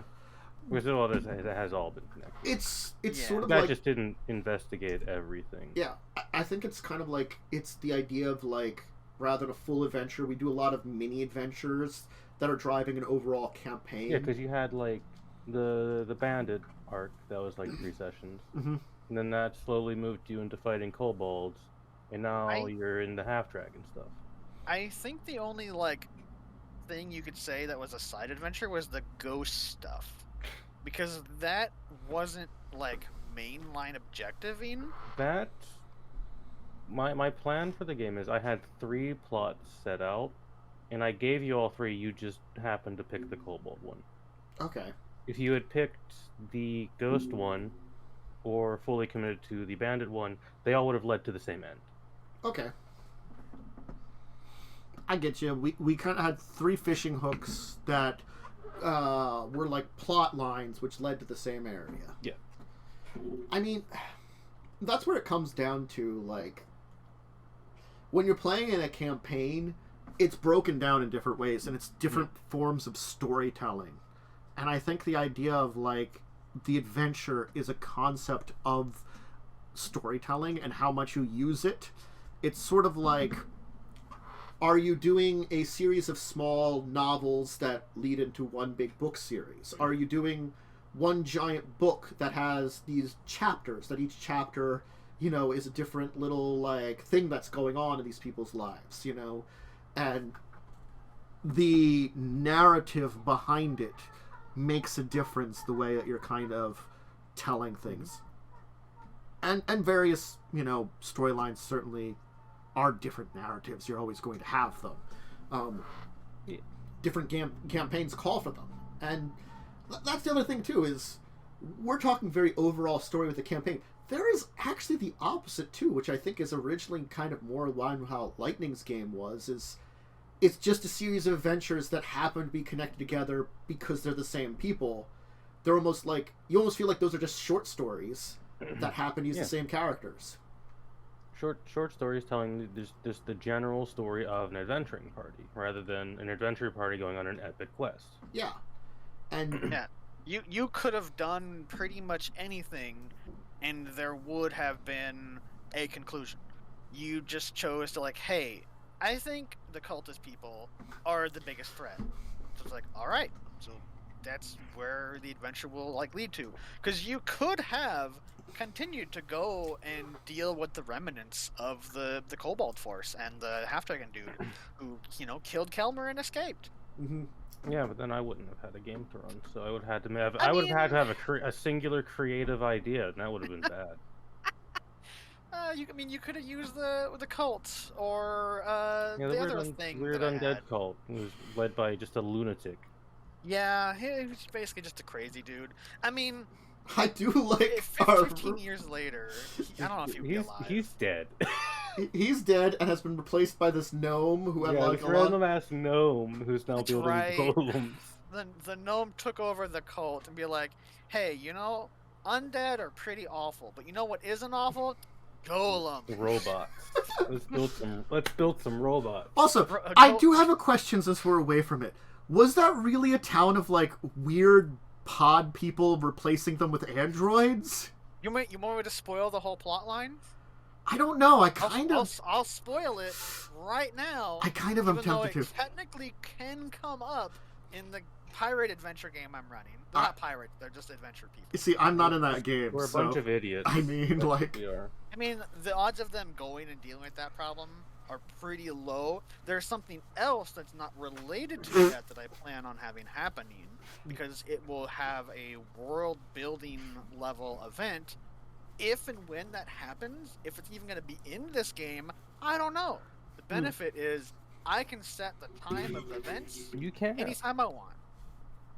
But if you would like to know about Derpensburg, which was apparently the canonical name, is someone took the town over. They may or may not have been gnomish. They most likely were gnomish. And what they were doing is they were making clockwork / golem replacements for the residents of the town. And that's why everyone was weird, is because they were not alive. Yeah, it was basically like pod people, except caused by gnomes. You know? Well, they're replacing everybody with, like, you know, fake versions of them, except these are robots. Yeah, it's kind of like, what if I take this old town and make a population of intelligent mecha? Not mecha, but, like, automata. Man, we could have just had a calm Dranther if we just, like, shoved them off the boat. It wouldn't have yelled as much as a robot. Yeah, just have Dranthe replaced with He wouldn't have yelled as much as a robot. It's kind of like, yes, I agree, this is a problem. No. You should deal with it. Stop that. It's just My Anne logic is again. undeniable. You should not do that. It is bad. Please don't. My logic dictates that this is not our objective. My logic circuits tell me that this is terrible and that you should not do it, for it will cause issues. Yeah, but that was kind of a meme adventure I was planning on running, and basically what would happen is you'd end up fighting like some like really low level like constructs and probably a crazy gnome. Look, I found it interesting, and I kind of wanted to do it. I wanted to explore it, but things happened. But Dramthir was angry about things. Yeah, someone got angry. Mm-hmm. I mean, there's a different version of that is more well thought out and less memey that some boat people may stumble onto. And if they choose to explore that route, I get to do some cool world building that I can say it in the from the DM seat. I can explain things from the DM seat, and it'll be fine. But if I want to have it down to the like lore side, I have to sit down and write some stuff. You do. But there's some cool, not consequences. I guess progression. There's some cool progression that can be had from that one memey encounter, where it's just basically how real can I make golems? Is basically what that dude was. He was probably less insane than the cult leader. Probably. Just a little it's bit. not hard to be less insane than I mean, the cult leader was like mind broken. Literally an insane dude. He saw the future. Yeah, from viewing the future through magic crystals, he was driven insane. Yeah, sounds about right. Which is basically what happened to Roval. Yeah. That's why he's dead in a cave somewhere. Yeah. He's got a cool fish skull with... He does have a fish thoughts. skull. You can take it off his dead body now. It's a it's skeleton he's wearing dead. a skull. A skeleton can't attune to an item. Unfortunately not. Unless you resurrect him as a zombie, then he'd probably be reattuned to the item, and then you couldn't take it off. Then it'd be a skeleton/zombie with telepathic abilities who can read your mind.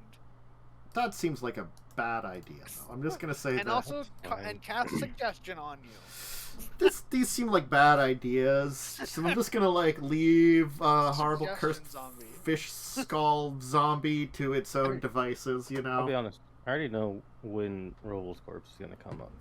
Oh no! You already have an idea. I already have an idea for that. Are they in the Underdark? Yes. Oh my god. Oh. That makes sense, though. It really does. For all tracks. the cursed shit is. Oh shit. Yeah, back to the topic. Yeah. So, I mean, that's kind of how we kind of hit up. Is like, I feel like you can do two things when you're planning for a game, especially if you're doing something on your own and not using pre-made stuff. Because pre-made stuff will like break it down. It's always a campaign. It's always a campaign. Most of the stuff is, or you can buy singular adventures too. Honestly, you can. Which is just a single adventure. There's also a ton of free ones if you know where to look, and they're all in various levels. And most of them are pretty good, I think. So you could do series of adventures if you just wanted to do that too, very easily.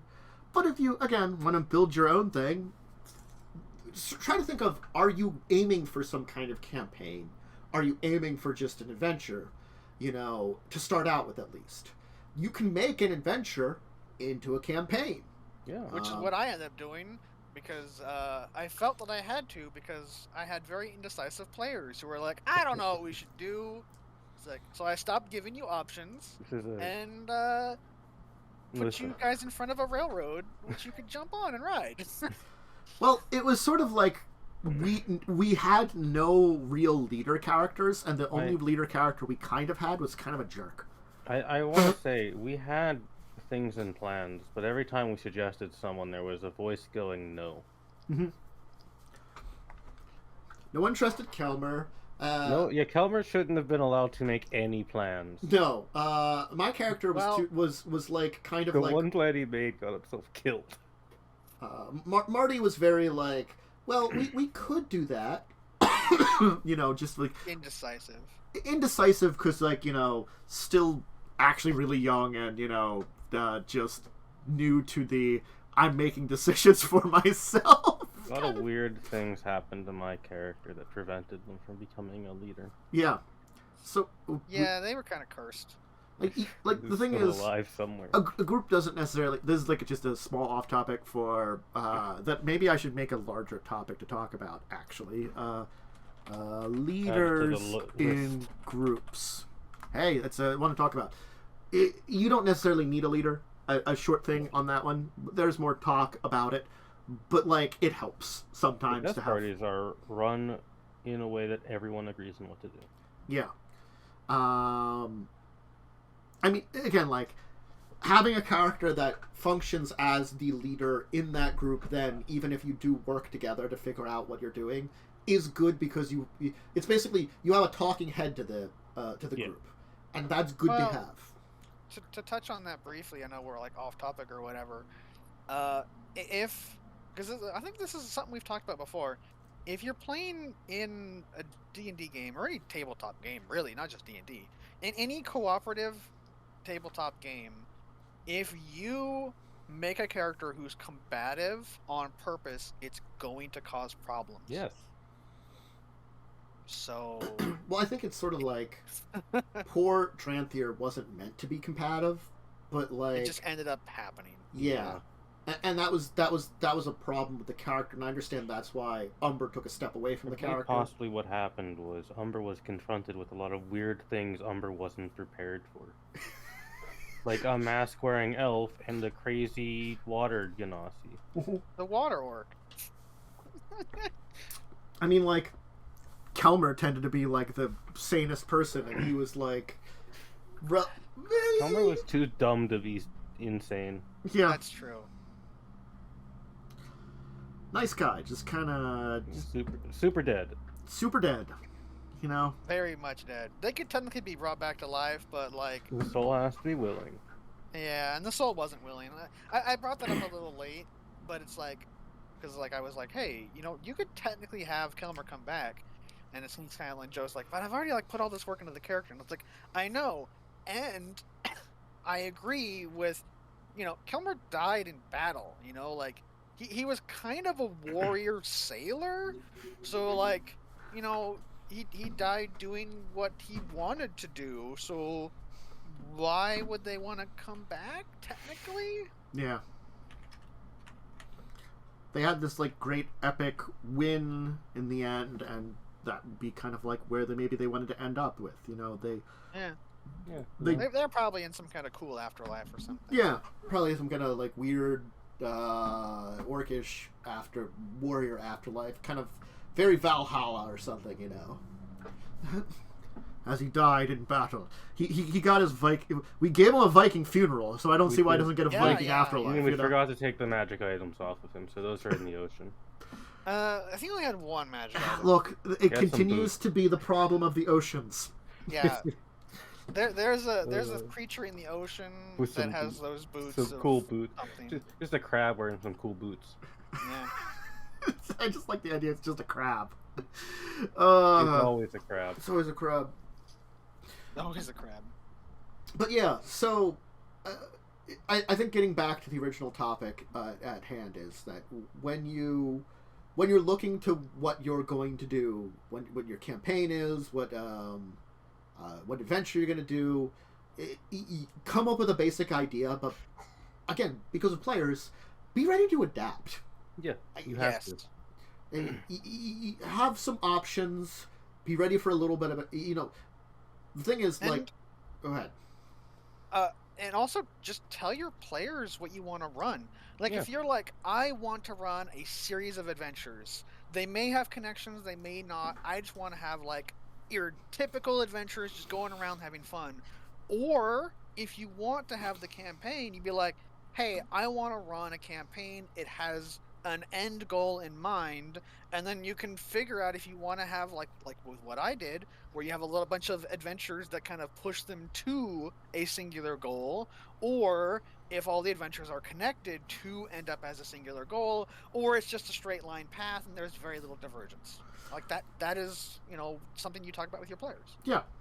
And I think it's also the thing that, like, the level of improvisation too, it can be up to you also. Like, I have to admit, a game like Children of Wrath, I plan out very little of that game. I don't think you can plan for Children of Wrath. I'll be honest. Granted, like, I sometimes will read up on lore on an area, and then, like, right ahead of them going into the area, and then I'll be like, I'm going to add this in. And that's my fault because I find cool things and I get tempted into it. Like Mecha Godzilla. Yeah, it's Mecha Godzilla. You're definitely gonna blow up with only 2 bombs. Yeah, all you need is 2 bombs. All I need is 2 bombs. Yeah, it's like I can supercharge these bombs. No, and that's I'm like, a bad idea, little goblin dude. You still only have 2, and you can only supercharge it so much. Can you supercharge it enough to detonate a kaiju? The answer I is don't think that's possible until level 20. yes. He is level 12, but that's still 8 levels away. Level 12 is pretty high. Yeah, no, so they're pretty powerful. That's when you start throwing dragons at them and have breath attacks that do their hit points and damage on average. But like they're fighting like the CR-20 plus like tactical battle, monstrosity. They're legit fighting something that's probably like CR-30 or above. Like, yeah, it's like deity level power. It was made to be a one-man army and destroy like a city that was known to be impenetrable. It did its job. It's because these 2 like artificers kept one-upping each other in like super weapons until one detonated a continent to end the war. I just want to clarify something here. 3 people are on this quest. I'm being dragged along against my will. You're just there. Yeah, you're just there. You've been kind of included in on this.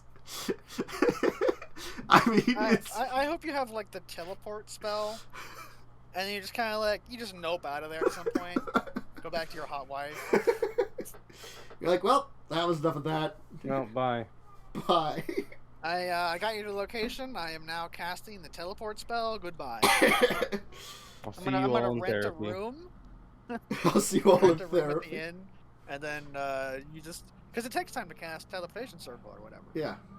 So you rent a room, you sleep, and then in the morning you cast teleportation circle, and you're just gone. You just leave, and then like, did they ever come out of their room? I haven't seen them since last night. You go in there, open the door. It's just empty. There's just nothing there. There's a note saying y'all need therapy. Bye. They probably need therapy. This is an accuracy that I'm not going to argue against. Especially Carrion. Carrion has a lot of weird issues that I think stem from she chose to be a tiefling in a specific world where tieflings don't actually normally exist. So you're since the tieflings are something of demon blood. I'm like, yeah, you're like not many generations off from that. Congratulations. That's a horrible abomination. You're a horrible abomination. You're the other abomination of the party. Mm-hmm. I mean, the entire party is an abomination except for this one. I'm just a normal human. Yeah, there's an old human dude and 3 old abominations. An old man and 3 abominations. Well, I mean, the goblin technically isn't an abomination. He's trying to become one. He's got metal lungs. I think that qualifies as abomination. They're an abomination. His goal is abomination. He isn't there yet. He's also got like a earth-shattering nuke in his pocket. He does have one of those. Because he decided that was just use that on the Mobile Godzilla. I'm sure there won't be any repercussions. I specifically said there'd be horrible repercussions, but he still might just end the campaign by nuking yourselves. Because that's how you end a campaign. God. Like, alright, you've defeated Mechagodzilla, end yourselves, congratulations, you're all dead. Mm-hmm. You've been nuked to oblivion. Nothing more exists of you. I mean, Well, I guess you could Deus Ex Machina because there was like a weird divine entity that they met that might resurrect some of them, but not the horrible demon abomination. Just resurrects the normal human, leaves the rest of them. I mean, I could see it resurrecting the goblin, even though the goblin was probably the direct cause of the explosion, but not probably. the horrible abomination and the other horrible abomination. yeah. Because they're horrible abominations. Why would they get revived? True.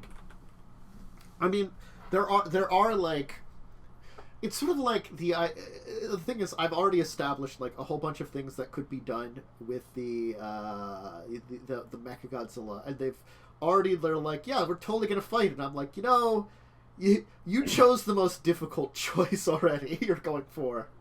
It's like, here's a bunch of other choices and options that I've pre-established that you could go for. What? You want to try to just blow it up on its back? Wow. So we're really hard drifting into our week in tabletop. Apparently. So, would you like to? Is there any Kickstarters to mention? Kickstarters are usually after that, but we can mention it first. That's fine. Well, I mean, according to your docket, Kickstarters and then our week in tabletop. Do I have that? Oh, that's right. Yeah, Deeper Discussion the other way Kickstarter. around. I forgot it. I was thinking it was the opposite. I forgot. I'm forgetful. Hey, I did find one. Another apocalyptic role-playing adventure. Though this one is where the world is ruled by kaiju-sized spiders. I hate it. I hate it. Webworld. Webworld. That's shittier Waterworld. I don't like this. This is terrible. Yeah. Where there's also like things called hosts, which are bodies that have been people that have been like poisoned and made into like egg sacs that walk around. I don't like that. I hate this. I guess if you like horrible spider worlds. This is. I mean, at least 65 people do. It's a post-apocalyptic horror game, basically. Oh, like spiders are that's my button. All right. I don't like spiders. Mm-hmm. Oof. I'm okay with most spiders, but I understand the entire thing that they're kind of like just this weird, kind of more creepy thing. Yeah. Hosts, living zombies. Spiders are tiny. It's whatever. I can just like ignore them or swoosh them. When they're as big as you or as big as your house, then they're just horrible death machines of horror and madness. Yeah, the idea is you're the dregs of humanity wearing white clothing and wrapped in webs to blend in, sneaking from building to building, trying to scrape the hellscape that is planet Earth. Because like the planet is completely covered by giant webs and stuff. Like there's a movie where this happens. Yeah, probably. And then there's the hosts, living zombies with brains full of venom, stomach full of eggs. There's fates worse than ending up as lunch in a spider-eat-human world. I don't like it. Not a fan of that one. So it's a stealth-based RPG. For reasons. I mean, it makes sense. Yeah. It's kind of like Last of Us, except for spiders. Yeah, and the idea is also that I guess like most of the arachnids have like thick armored skin that your average like bullets and shells kind of glance off of. That's why you use incendiary rounds, like bazookas and tanks. Mm-hmm. Kill it with fire, or nuke it from orbit. The only way to be sure. Yeah. Throw the whole planet away. Yeah. Sorry, spiders are on it. Gotta find a new planet. Ooh, it's a D8 system. That's new. It's got its own dice system. Don't see many D8 systems. So that is a thing that you could totally encounter and have and enjoy. And you're welcome. If you love horrible spider worlds, I guess. Ooh, where you just want to mess with your players. I mean, this is like I can understand the disturbing factor of any kind of thing like this is a little bit more disturbing. I think those entire giant insects inheriting the earth kind of thing can be very disturbing and visceral. Hey, you had a game about that with ants. Yeah, It's based on a very silly movie though. but I kept the tone very silly. I could have. There's also a horse with a gun. Yeah, see, it was a silly movie, so I kept the tone very silly. I didn't want to go super serious with the tone of it. I could have, honestly. I think if you wanted to have a serious game, first of all, you need to tell everybody it's a serious game. Yeah. And then secondly, it has to be more than like 3 to 6 games. Yeah. Because I think when this is like the bane of one shots. And now this is just my opinion, but I feel like when you are basically making a throwaway character, you don't really have attachment to it, so you can be silly and not care. Yeah. Where if it's like, hey, this is gonna be like a 3 months or 6 months game, you probably want to care more about your character because you don't want to roleplay something that's ridiculous. I mean, I wouldn't. But like, I mean, looks at Tantus. I mean, I honestly Badger play is Badger semi-serious. relatively seriously. He's a ridiculous character concept, and then like I feel like Badger has become more serious. Yeah. I feel like it's because I've kind of found the voice for what I kind of want Badger to be. Yeah. It's sort of like I had this kind of like silly idea of like a gnome wearing a badger on a head, and sort of canon in the world now that man exists. Yeah, for at least a little while until they're Until he horribly mauled to death. I mean, by a bear. Nah, he probably beat the bear. I'm sorry. I like getting mauled to Level death. 8 fighter currently. I get mauled by so much stuff constantly. There's a bag of holding, and it holds bears. and someone dumped it out, and there's enough bears in there to kill the average person. Man, it's a lot of bears. Too many bears. I mean, eventually, by the rules of D&D, enough encounters will just kill you. That's true. There's a Deus Ex amount of encounters inside the bag of bear holding. Well, it's sort of like there's enough. You can fight enough things that are like mooks that would eventually take you down. You're not gonna last forever. Actually, gonna have a horse show up and shoot Wolverine. A horse? That's how he's gonna go out, shot by a horse. A centaur appears. Yeah, centaur with a gun. Yeah, there you go. What the hell is that? It's both horse and man. I never knew something like that existed. Oh, it hurts from long range. Any other Kickstarters? Besides Horrible Spider Bomb? No, that's the one I found. Like the right. the movie one, I thought was good enough to throw into the normal topics, and then that one was just a wonderful, wonderful thing that I also wanted to include. Yeah, definitely wonderful. Wonderful. I mean, maybe wonderful for certain people. I mean, terrible spider abominations that haunt the minds of those. Tried spider abominations. I feel bad for it. Mm-hmm. I mean, you also fought spiders that were pretty awful. Yeah. That was a couple weeks ago. I mean, when do you usually start for your tabletop week? Is it Saturday? I usually start with it. Is there anything on Saturday evenings? Like post this show. Saturday evening. Not for me. Not for me. I think Saturday. I think honestly, like I was still on recovery from a convention mode and just relaxed. Yeah, you had the convention. You did have a convention. Yeah, I enjoyed the talk we had about the convention. I think Umber joined us, didn't he? Umber was there, yeah. Yes. It's a rare time Umber's on the show. Yeah. It's like when he's awake and feeling okay. We're not playing Final Fantasy. I mean... That only happened a couple days ago that got back in. When they stopped selling the game. Yeah, when they had to stop selling the fucking game. So when the people who bought the game and are not like free trial, free trial leeches. plebs. Mm-hmm. Yeah, which is one of me. I'm a free trial pleb, though I barely play the game. Which is like we stopped selling the game and we've turned off the free trial so the people who bought and paid for the game can play the game because it was so bad. The queue times are so bad. Yeah. I mean, I would have at least put off the free trial and be like, we're going to delay this free trial until after a period of time. Well, maybe? the Star Wars MMO, you get a priority on queue times if you're a subscriber. If only it was like that for Final But Fantasy. it's not apparently not. for Final No, Fantasy, it's which not. surprised me to learn. Nope. Huh. It's kind of like, that's weird. Japanese and video game. Sunday? Yeah. Anybody do anything on Sunday? My D&D game is still on hold on Sunday, but I did have non-D&D tabletop. Ooh. Oh, what We was it? played Star Wars Rebellion, which Ooh. is a really good board game by Fantasy Flight, Okay. where you have one person who is the Rebels, one person is the Empire. It's a fun time. I pulled off the dumbest strategy. I put the Rebel base on Alderaan. Oh no! Because there is a card that the Rebels can pull where you get to just invade Coruscant and win the game. If you're on Alderaan.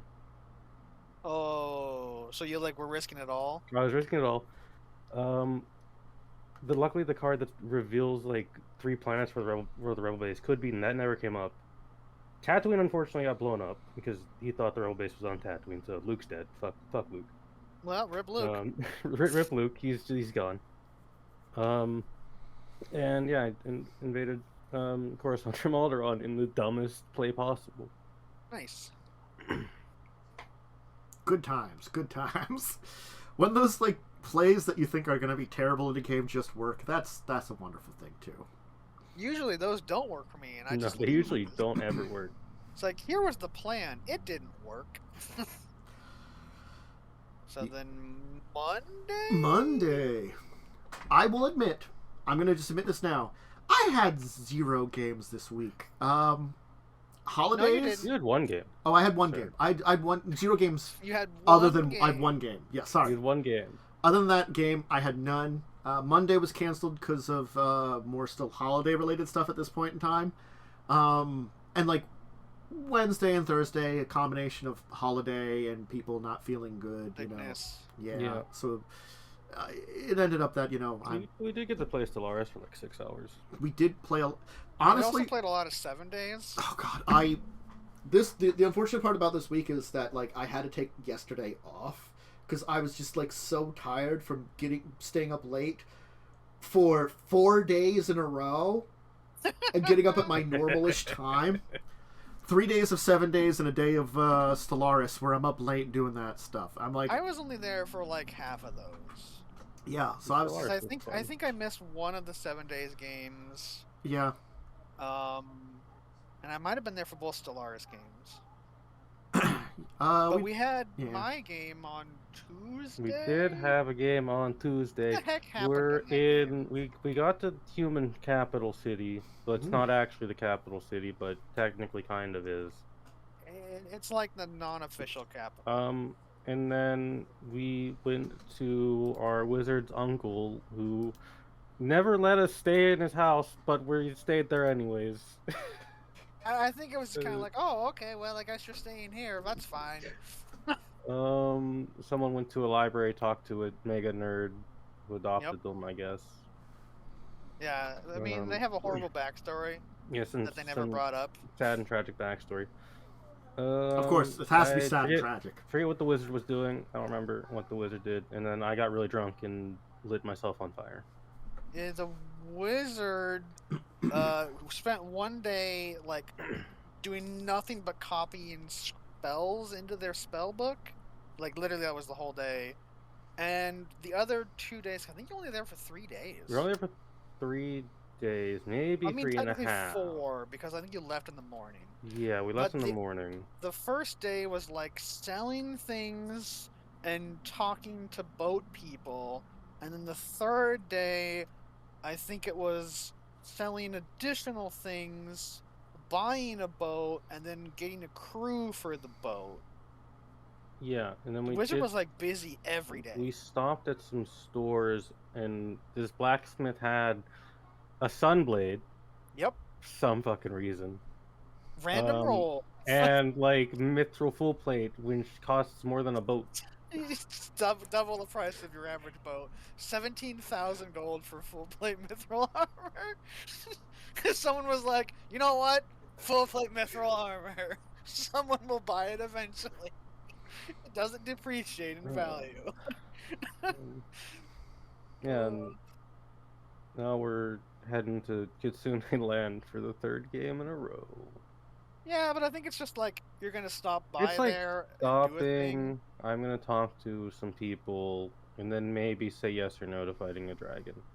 Yeah, there's like an actual dragon there. That feels like a bad idea to fight that, because that would restart a horrible war that would lead to the deaths of hundreds of thousands. Yeah, maybe even millions. Yeah. But yeah, there's like an actual dragon there, and you've been contacted by this strange person who's just like, "Hey, magic is weird.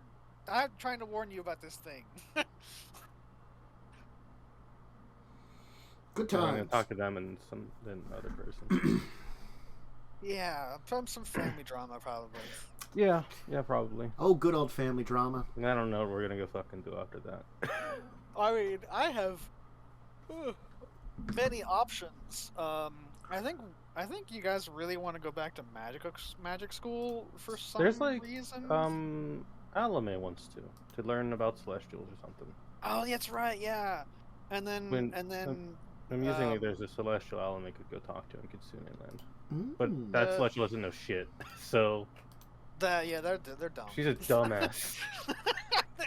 They're a dumbass who just stumbled into this divine thing and like, hey, yeah, I guess you're like a divine celestial now and also a fox. Congratulations. I forgot about that. They probably live in that town now. Yeah, she's just an idiot. Canonically true. So it sounds like fun Tuesday-based adventures. I will give the assessment because yes, I was doing that, and I think on this channel, just as a quick aside, I have done 7 days before. We have been experimenting with Alpha 20 and the random world generation. Random world generation is so much goddamn better than previous random. It doesn't feel like chaos. Yeah, the cities feel like actual cities. Like they have things like water areas and like little sewage things.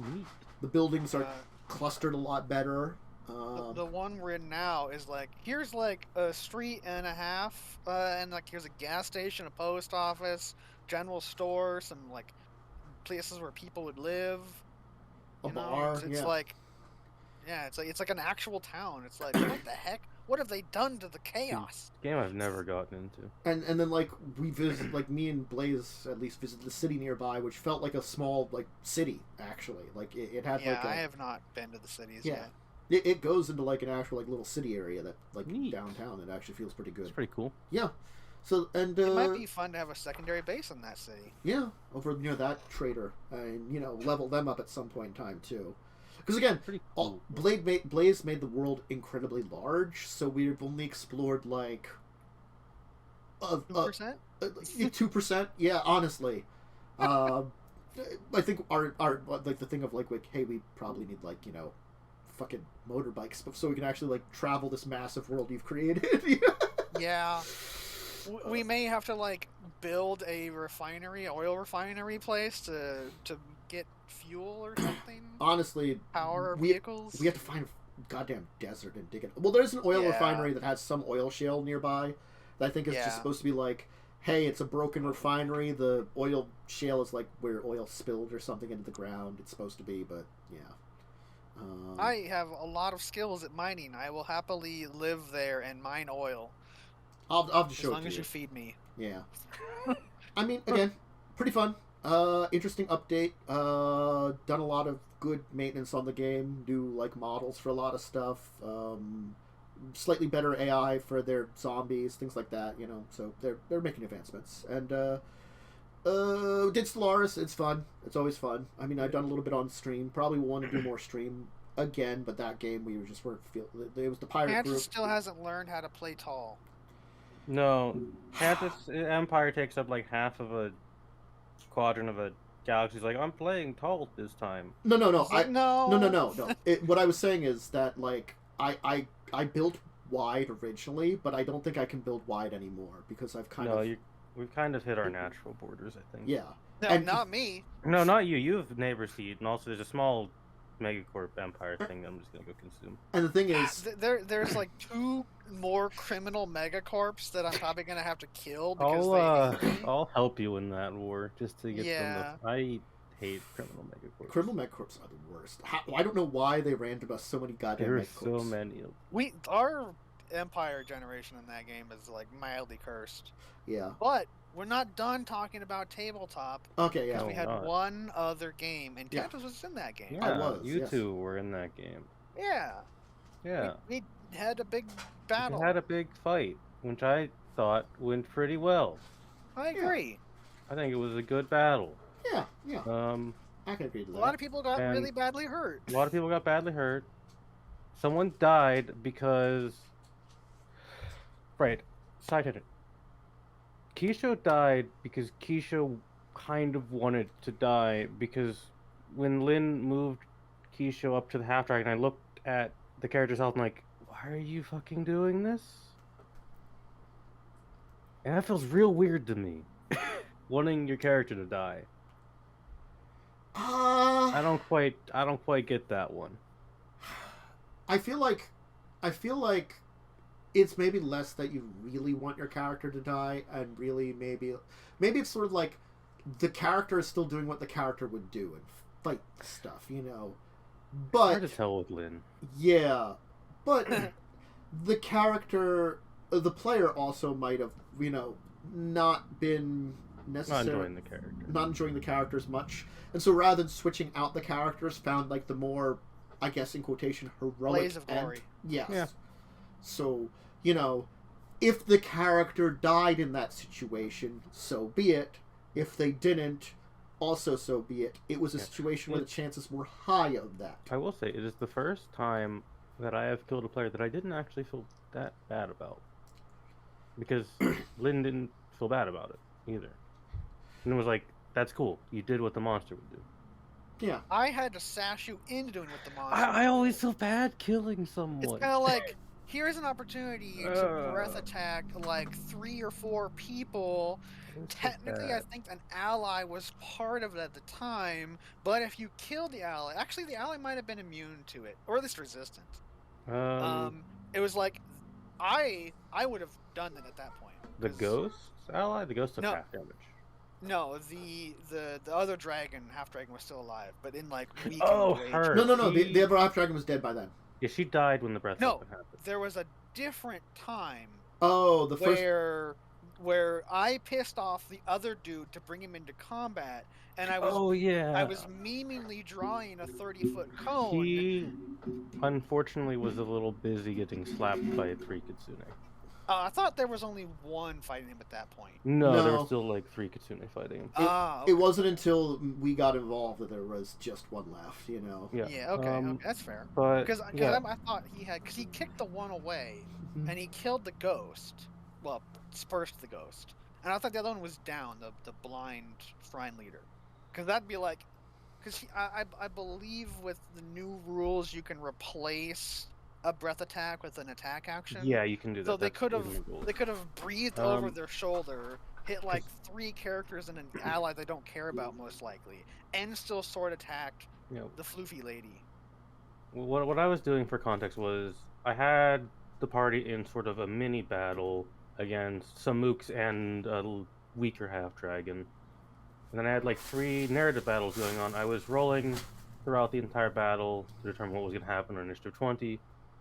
And then some enemies would come in to the battle, they would die, and it would just be like small waves of stronger enemies, rather than what I usually do of bigger groups of weaker enemies. And I feel like I enjoyed running the small waves of stronger enemies more. I think that is a way I enjoy doing it a little more. I feel like the battle went well. Yeah. But a monster that has claimed the lives of 2 player characters over the course of 2 games is finally dead. Yeah. I killed it with magic frickin' missile at 3rd level. You made sure you were gonna secure that kill. Look, I didn't have a 4th level spell slot, but I did have 1 3rd level left. Look, because I had memed and cast a charm person on him. Which was never gonna work, but I appreciate the attempt. I mean, he could have failed, but then just like you would have burned his resistance. Yeah. Look, Which means he wouldn't have had it for the other thing, the Yeah. Chaos Bolt. Because I think there was a... Was it There another was, Nat 20 there Chaos was something Bolt? that happened. yeah. Oh no, the Chaos Bolt, that's might not a have been- save. It might have been Levitate, Oh! which wouldn't have affected him anyways. It was the Earth and Grasp. Oh, it was the Earth and Grasp, right? Yeah, because Okay. that was a DC, and he was just like, I choose to succeed. But like, it's technically stayed there, but you have to have an action to Yeah, make you it have to have an do action something. to make it do stuff, which is why it's a concentration spell. Look, Yeah, I'm so just- it didn't try and grab later. I'm just hopeful that my random short sword critical also helped get it to that point in time where magic missiles On the could short kill. bow? Yeah, the short bow critical. So, You Yeah, did. It did actually help. yeah. Yeah, Got it Um, within range of that magic missile death. Yeah, it did help. yeah, and there was also Sacred Flame was thrown as well. yeah, Sacred Flame, which may have done It more was- damage. Yeah, it did do double damage because he's weak. He was weak to radiant. Ah. And then the magic missile put him into a state of being downed. And then instead of having him roll saves, I was just like, okay, he's just gonna fall very far and die because Yeah, I mean, The falling yeah. automatically he's gonna does splat onto the 2? ground. I mean, I think if you take damage while down, you take 2 death saves. Yes, I'm just glad that, like, he fell onto the shadow. he fell onto the shadow abomination. That was Yeah, hilarious. he killed it. My favorite part of that fight was the lady half dragon picking Badger up and was just like throws him at another player. Yeah. Yeah. I would have been meaner. I would have had her fly up and then drop Badger onto another person. Because basically they can move half speed with flying, right? So they just go up higher and higher and higher and higher until the Badger either lets go or gets thrown off via like the contested rolls for like I mean, grapple. Honestly, I was rolling shit for athletics, but I was seeing that Her- I had They a were. Her better modifier, plan I think. was So I could have won that if she started drawing me up. I might have just had us both plummet. her plan was throw the gnome, knock another person prone, go attack 2 prone people. Yeah, I think. I don't remember if she was in rage state at that point. No, she No. was not. So she was still tactically thinking. Yeah. And then when it she was went into later. rage mode, she lost about half of her intelligence Yeah. and just became like a went feral rage. beast. And then Yeah, got split but in half by a sword. Yeah. Overall, it was a fun encounter. I did not realize because I don't bother tracking hit points as a player, except for myself, obviously. Yeah.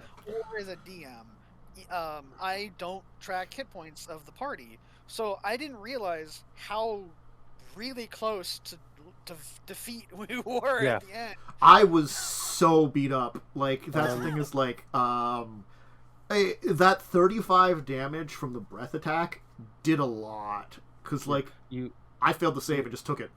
You effectively fought a CR8, and then immediately after, with no rest, fought a CR12 Yeah. and won. So it was probably weak from its own fight. He was about a little over half, at least a little under half health. Yeah, that makes He was- sense. so that he makes was a weakened. difference. Yeah. He was a weakened boy, so he was probably more like lower CR. Yeah. He had also burned a lot of his spells to smite. And legendary resistances, too. Yeah. Yeah. Like, he only So had... like realistically, it was probably like an 8. Yeah, he was and probably a like somewhere 6 or around. 7. Yeah, he was a weakened boy. Yeah. Because like if you have a CR12's power, Yes. that's a lot. He was probably around a 7, I'd imagine. Yeah, at that point. yeah. You take a lot away because like hit points and spell slots are part of that CR calculation. Yes.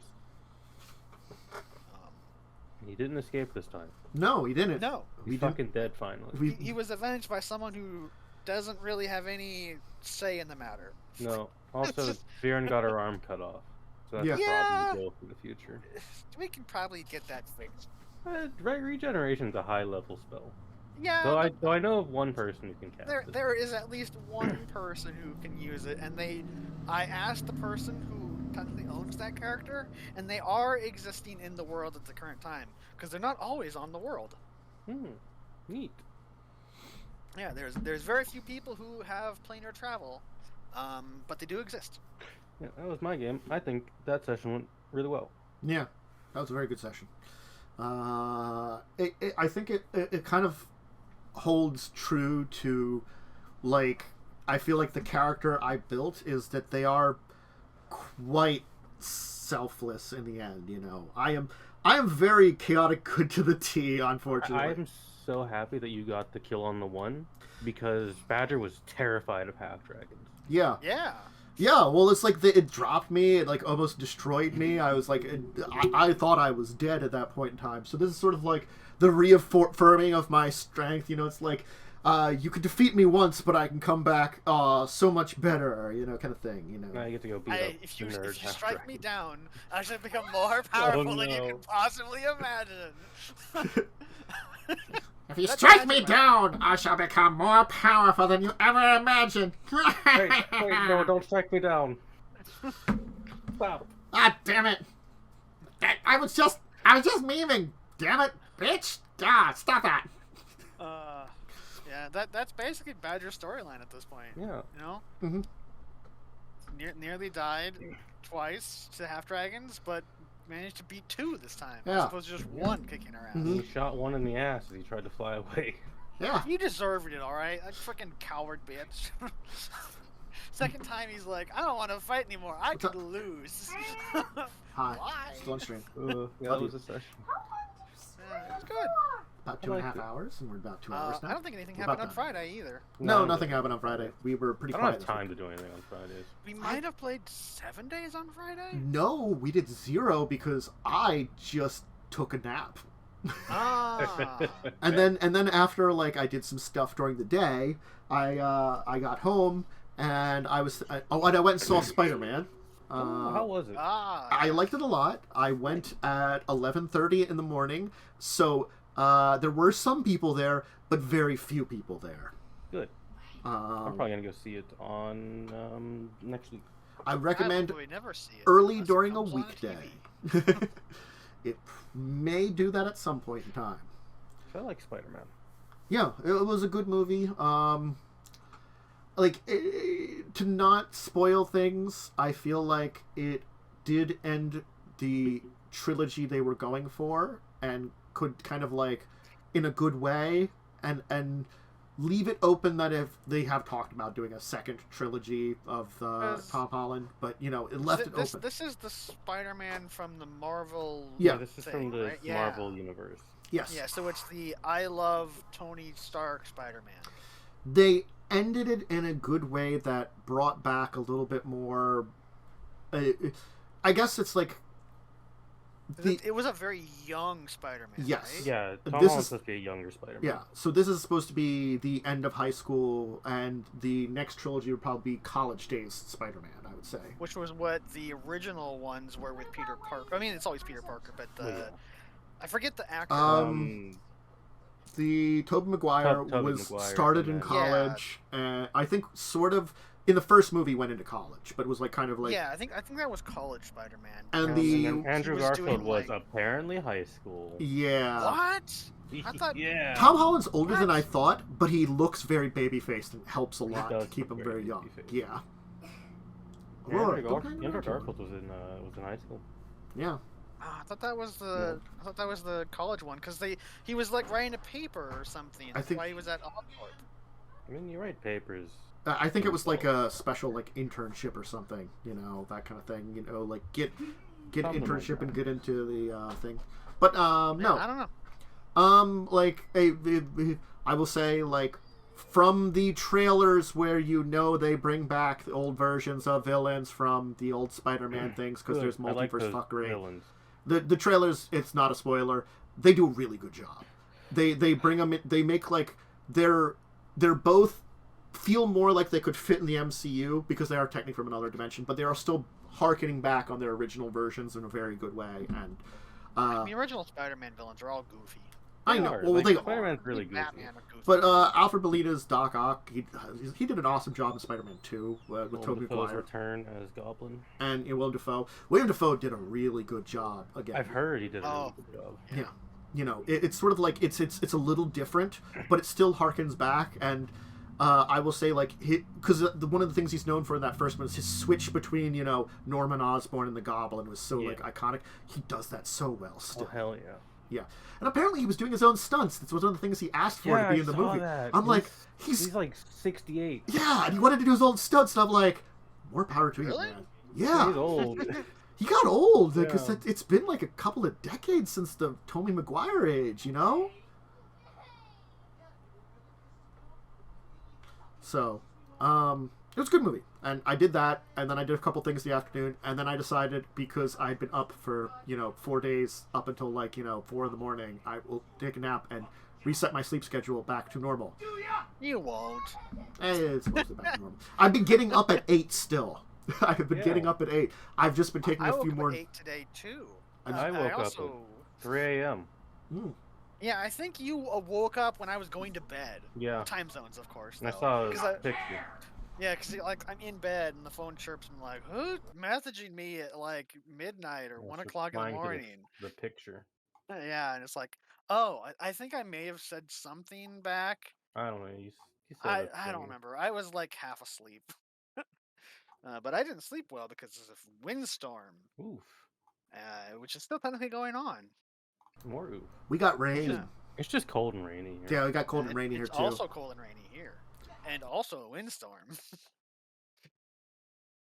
But yeah. It was a good week, even though we missed some big games. We did miss some big games. We missed a bunch. The Pirates, which will hopefully be around next week. Theoretically, everybody will be around for Pirates next week. So, we were going to do more pirating. Be there for the following. Yeah, you can still do more pirating if you want. We can do... It's sort of it leaves the option of, extra pirating. How much money we need? We need more +1 chain shirts. I don't even have enough money to fix the gun I started with. It's 300 gold, which is nothing in Pathfinder. I don't even have 300 gold to fix my gun. Yeah. Yeah. I have so little money. And I also have to spend a gold per bullet or something. Yeah. We should do a little more pirating. I like stuff. It's pretty cool. Mm-hmm. Also, it'll get us more familiar with how ship combat works. Yeah, we'll have to work our ship combat's going to suck until we... Yeah, we're going to have to do it enough to learn how to properly... And the thing is, I have to admit, I think most of the time I might just skip ship combat until you actually get to the point where you can do ship combat, which requires you to have at this point weapons. Yeah, at this point ship combat is really irrelevant to us because we have so little ship actions to do. It's basically sail closer until we can board them. Yeah, you could ram them, but that doesn't do a lot, That's bad for us, because I think it damages our ship as well. Yeah. Unless you have a special item for it. Yeah, you need to get the, special ram for it. And, So until we have, actual ship weapons... Yeah, you have, you have 2 ballistas and a catapult. A catapult that no one can use, by the way. Mm-hmm. Yeah. I can use it with severe penalties. You can use the ballistas. Actually, no, I can't because I don't have ranks in it yet. You don't have ranks in Siege Engineer. Yeah, you do need Siege Engineer for the ballista. For the catapult, not for the ballista. You need ranks in knowledge engineering, and you have the -4 non-proficiency penalty unless you take the feat, which I believe is an exotic weapon proficiency. With siege weapons, which all it does is remove the -4. You do not have to take exotic weapon proficiency. There is a siege engineer feat if you take knowledge engineering. Yeah, which is basically I believe Skulls and Shackles also allows you to use siege engineering as your profession. Yeah, there is a profession siege engineer you could take. Yeah. If wisdom would be better than intelligence for your person, so they're I have enough intelligence that it would basically just be rolling my range attack modifier, which is a 2 plus whatever ranks I have. But I think it's the catapult, you need the engineering because it's a much difficult aim than it's a giant crossbow I pointed at something. Yeah. Yeah. You also need more crew for the catapult. Yeah, you need 5? Yeah. Unless you take a feat chain and then you kind of do it with less. Yeah.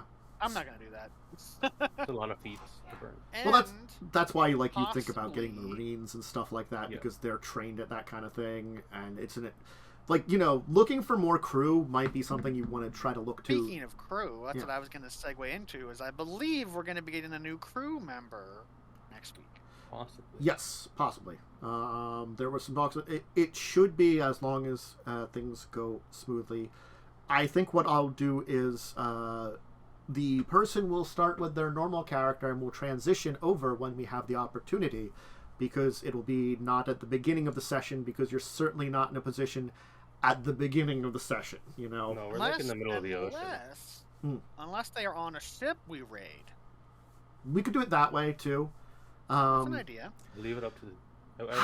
I thought it would probably, because the ship you raid, I think it still leaves an animosity. I was thinking when you get to a port, that would be the focus. The next port you get to. Yeah, because we need crew. Yeah, we really do. And it's the unfortunate thing that when you raid a ship, you tend to lose some crew. Yeah, and you sent in a bunch of dudes with knives. Mm-hmm. I think we gained back who we lost in like recruiting. Plus, you recruited a few others, but not many. Yeah, we might have like 2 extra people. Yeah, which is like whatever. Well, it's like that's an information that is given to me. Is like if you choose to do some kind of recruiting and make your check, it's you assume you replace any lost members. You know, no, I think is you can automatically assume without the check, to make it simple, that you could replace lost members with crew from them if you choose to recruit them, however your means are. The check is just if you recruit extra people beyond that. So it's like a DC and then like a dice to see how many extra you get. Yeah. So it's sort of like... That makes sense. Yeah, so it's sort of like if you just were saying like, I'm, recruiting using my diplomacy of this crew, you could be like, you could probably choose not to roll and be like, okay, you just replace the crew you lost, Yeah. You wouldn't have to really... Or if you have invested in diplomacy, you can be like, I'm going to roll and see if we get extra. Yeah. Which I think is a fine way of doing it. Yeah. Because then it's kind of like you're always going to replace who you lose, because if they're just regular crew members, like who cares? Mm-hmm. Like named NPCs or whatever is different. I mean, like if certain things may happen that would result in like the deaths of named NPCs, but that's going to be not normal. It'd be sort of like if you go against very difficult foes, or that like there's a lot of damage happening to your ship and stuff too, or like there is a very intense battle that like if you're fighting a ship that has like a huge marine presence, you're not probably going to be fighting all of them. I can assume your named crew will be leading the charge against some of the other ones, because as I said, like the named people are developing more, and like I think I will probably start looking at leveling them up a little bit. The ones that have PC classes will gain more PC classes. The ones that have PC classes will just gain more like levels of warrior or something. But that's for next week and the future. Yeah, so that's stuff to worry about. And next week we should have Children of Wrath still. I think most people were free for it. We talked about. I think so. It's the day before Christmas Eve, and honestly, like, I'm pretty free.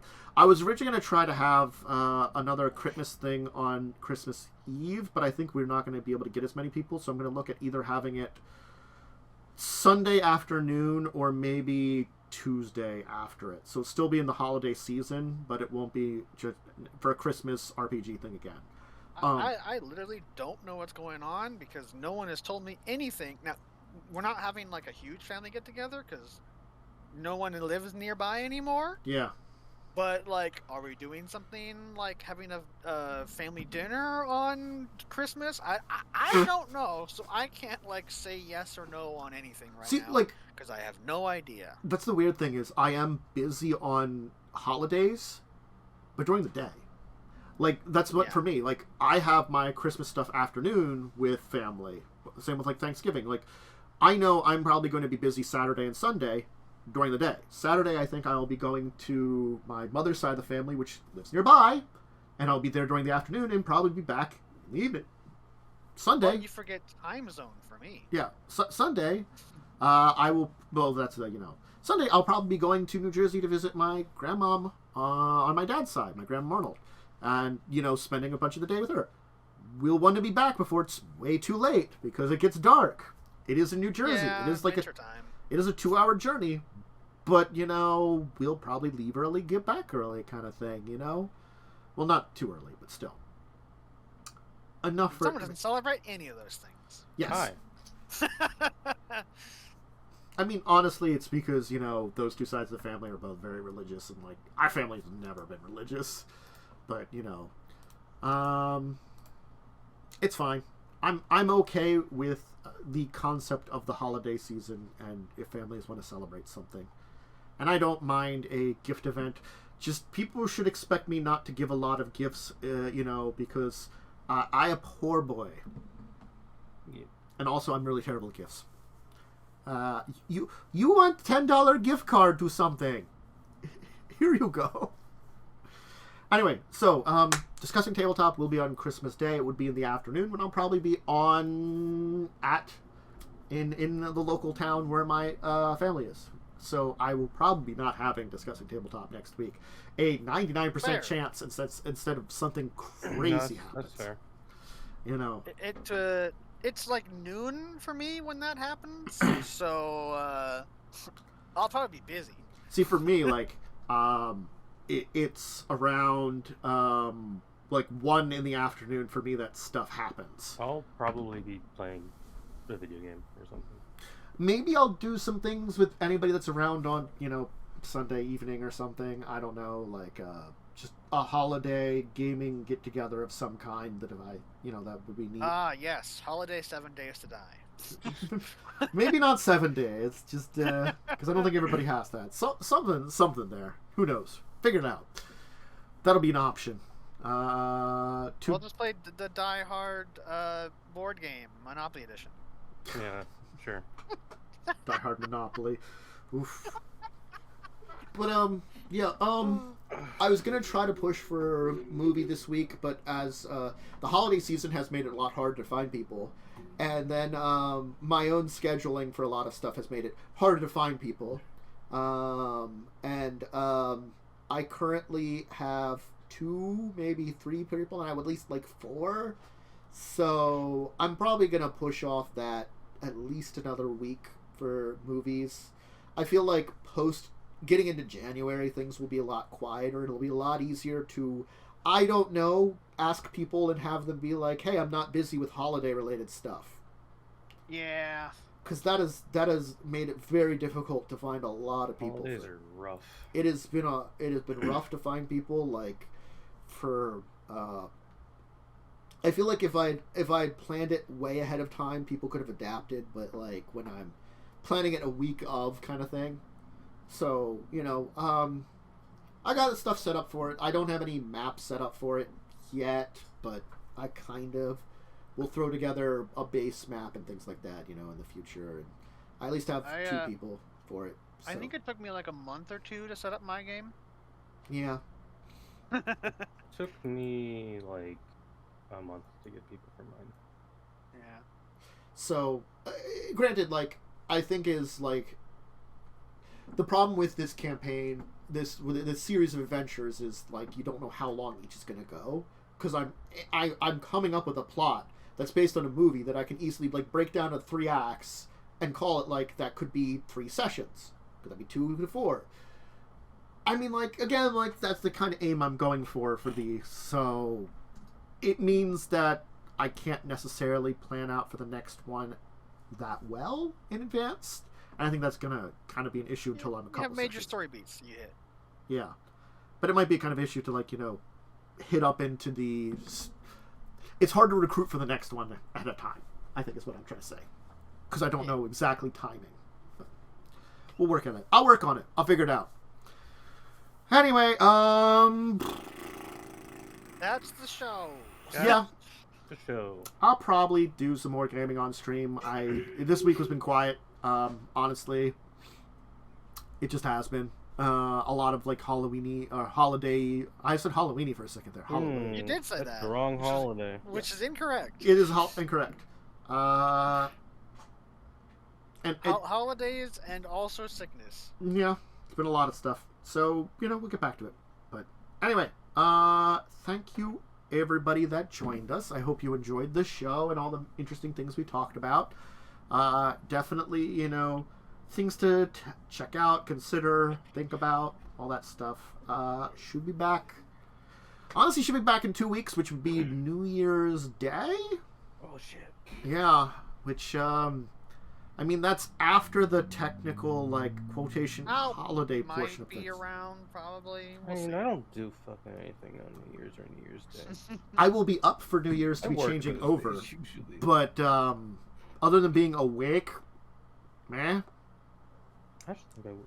No, I will work both New Year's and New Year's Day. Oh, actually, no, that's 2 weeks. That's In slightly less than 3 weeks, I believe we're gonna try and have my game on Fridays, so we Yeah. can get potentially 4 players back in. But there's a chance it will actually still remain 3 players. Sad.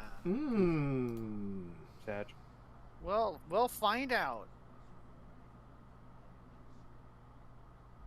We will Bye indeed now. 5 up.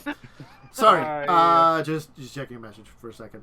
I got distracted by messages. Anyway, for now, everybody, thanks for joining. If I do nothing else this weekend, I have no idea if I am or not. Have a great rest of your weekend, great rest of your Saturday, great rest of your week. Hopefully, see folks next week, at very least on Wednesday. Hopefully, Possibly Thursday. possibly Thursday. And if I can kind of fit in anything in the meantime, I will let people know, etc., etc., and, we'll see it then. So until those times, farewell. Goodbye, everybody. Bye again. Bye.